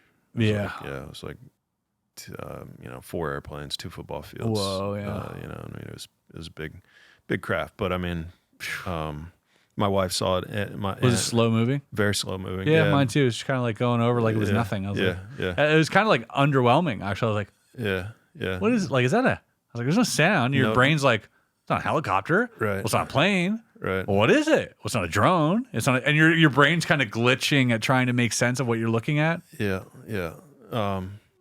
3 of us saw it. It was me, my wife, and our friend, and it was I say slow moving compared to an airplane. Yeah. It was maybe like 100 miles per hour or something like that, kind of moving out to the east. But it was very strange. I mean, there's no explanation for it other than similar to what I seen. Yeah. A lot of people seen this. Yeah, a lot of people. I get like we were talking earlier. I get like 1-800 calls. Yeah. I have like you can leave me like a 1-minute message that I play in the beginning of every podcast and kind of your experience. But weekly, I probably get 2 to 3 giant black triangle calls out of all the calls. Yeah, I've compiled a lot of them. It's really, really crazy. Some of them are like 10 meters over someone's head, out for a cigarette. 10 meter over his head, him and his girlfriend looking at this thing. And like it went whoop, like right over their head, and they were paralyzed. They're like, we're paralyzed. We didn't know if it was because of the craft or like what. Like we were just couldn't move. And then it kind of like jolted back and forth and just took off silently, like super fast. Wow. But he's like, even the guy who called me, he's like, it changed my life. He's like, I was atheist. He's like, it changed my life. My life is now different now. It really changed my life. Yeah, it does. That's what it does. No doubt. Yeah. What other kind of calls have you received on there? What are some of the craziest, coolest ones? Oh man. Because people don't know, like I follow up with a lot of them. I call them back. If they're interesting, I'm like, hey, let's talk about this. And so there's been a few that I've called back. There's actually one guy. This is one of the most interesting stories. I like. High strangeness is what really gets me. I love the strange stuff. That's why I like the Jacques Vallée books and stuff. It's the weird stuff, man. And I'm like, let's go. Let's make it weird. And you know what I mean? Like, I mean, if we're going to talk about weird shit, let's go weird, Right. Don't hold back. Yeah. Don't try and humanize it. Let's go full on. And So this lady, this guy, he's like, I was in a hardware store, and I'm picking up an 8-foot copper rod, do some grounding at his house, right? Some issues with grounding, and he's holding this 8-foot copper rod, and he's like, down the hall of the hardware store, I see 2 beautiful 6'9" women, long hair, red hair. This is North Carolina in the sweltering 95-degree humid heat. They're wearing flannel like shirts tucked in, like thick shirts that are like tucked into their jeans. No business dressing like this in this heat. They're identical, and they're walking in lockstep. And he's staring at this like, who are these alien basketball players? Like, he has no idea what he's looking at right now. And then he looks around, he's wondering, why isn't anyone else looking at this? Like, this is a sight to behold, right? Even if it's not anomalous, you got to wonder, where are the hidden cameras? Like, what's going on here? They're 2 identical 6'9" women, beautiful, walking in lockstep, dressed in like Canadian winter attire, walking down. And he's just like mesmerized and like, what the hell? And so he sees them, and he gets his copper rod. He goes into the line to pay. They walk behind him. One of them is constantly staring at him. The other one's just looking off. And so you're in the impulse buy section. So he looks at a flashlight that he wanted to buy. So he's like, okay, I'll buy this flashlight too, you know? And then the one reaches over him awkwardly around him and grabs the same flashlight. This is the only item they have now. Cash register frees up. He goes, after you. Right? In his head, he's like, finally, someone else is going to have to deal with this. Like, I want to see how someone else reacts to this. So they don't thank him. They don't acknowledge him. They just walk by. And the transaction lasted 3 seconds. 1, 2, 3, and they start walking out. He didn't see a wallet, not a payment, not a bag, not a receipt, not a nothing. And they're just walking out. And he comes up to the cash, and he's looking at them walking away. And he goes to the girl, he goes, oh, that was freaking weird. And she goes, what? And he goes, what do you, like the 2 alien basketball players that just walked in here? And she's like, what are you talking about? And he looks over, and one of them stops and rears her head like she's pissed. She is pissed. And she starts lunging towards him.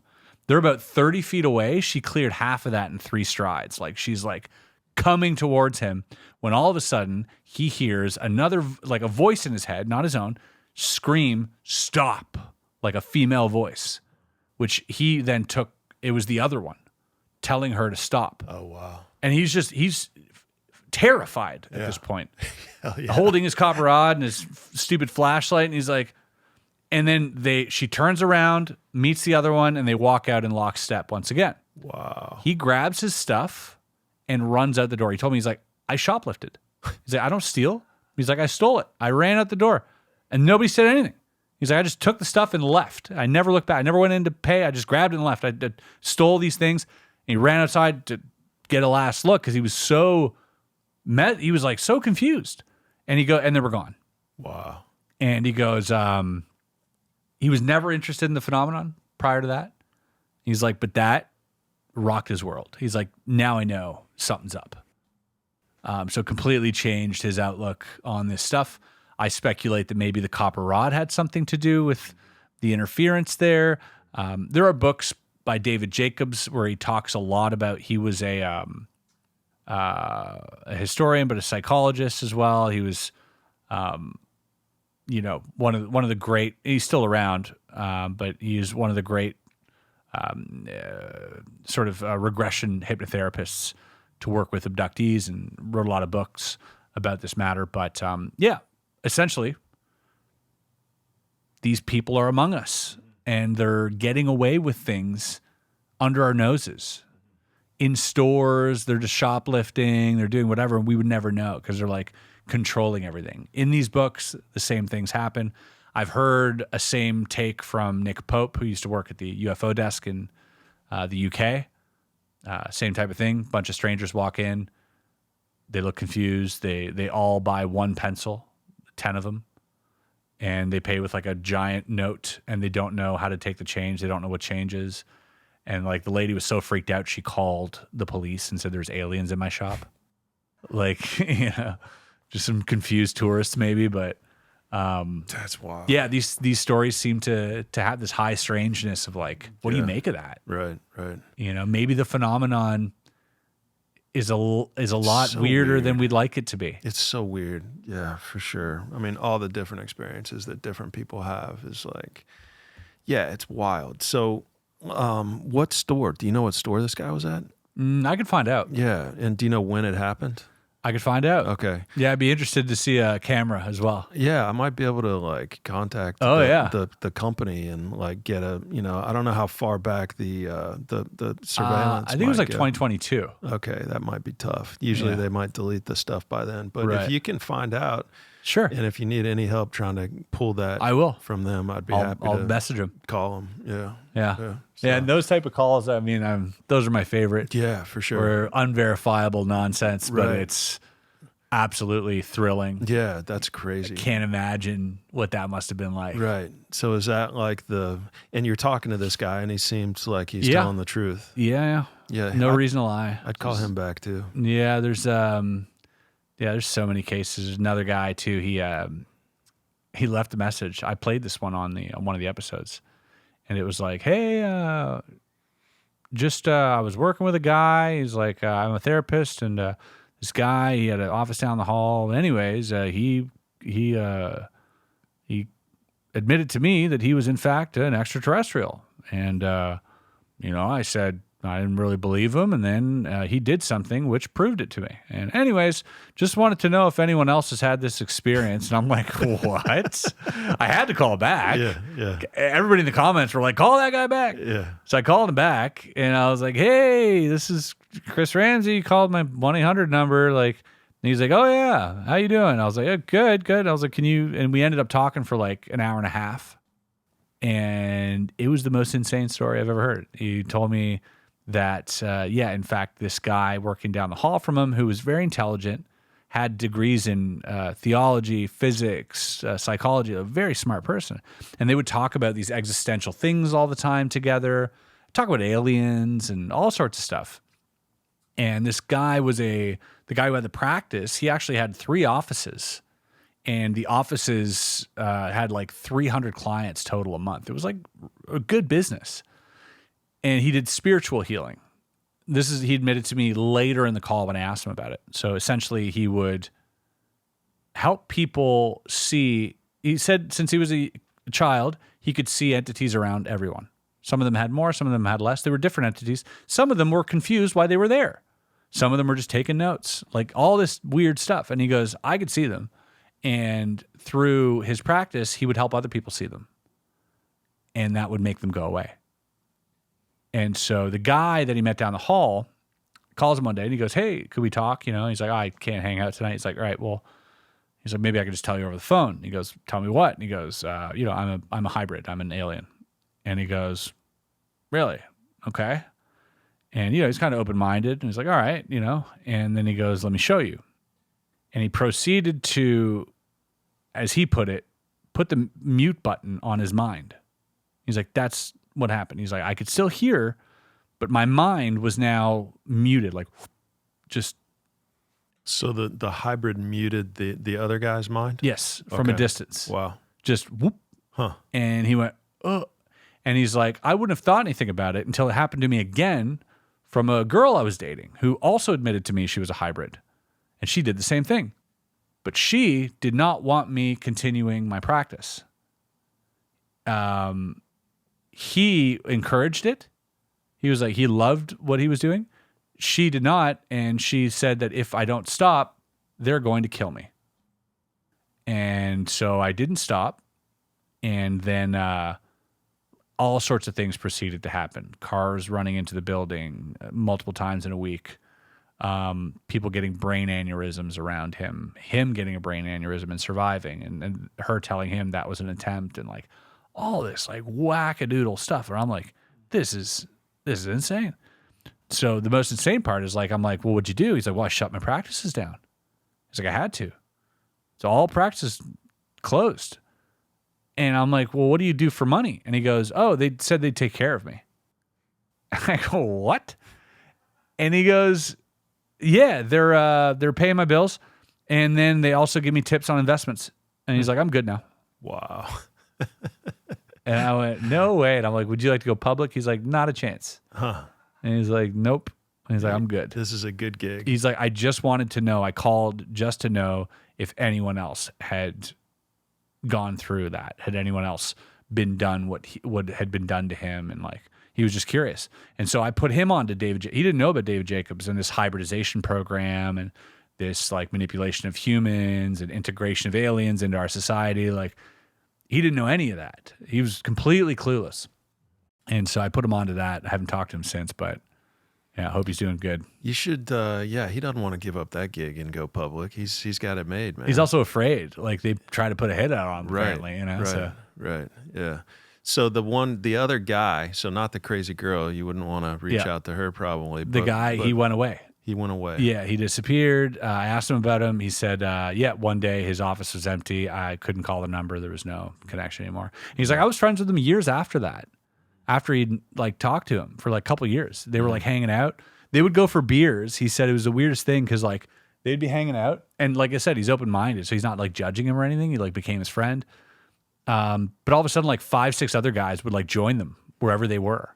And he's like, we never called them. Like, I don't even know how they knew we were there. And they would just show up. And he's like, I don't even know how it happened. And we were just all talking all of a sudden. We're all together. And I was like, what the frick is going on? Like, how do we get here? Like, he was just so confused by it. And one time, this is super crazy. And if you look at, again, the work of David Jacobs, like these hybrids are apparently very, tricky, sinister. Like, they have like a sense of humor, but they're kind of messed up. And I don't know. It's a very bizarre stuff if you're just getting into it. But he would have conversations with him, and one of them said, how can you tell if someone's a hybrid? And he goes, oh, it's in the eyes. And he goes, like, it's in the eyes. And the guy like laughingly goes, oh, in the eyes. And all of a sudden, this is him speaking, he goes, he floated his eyes.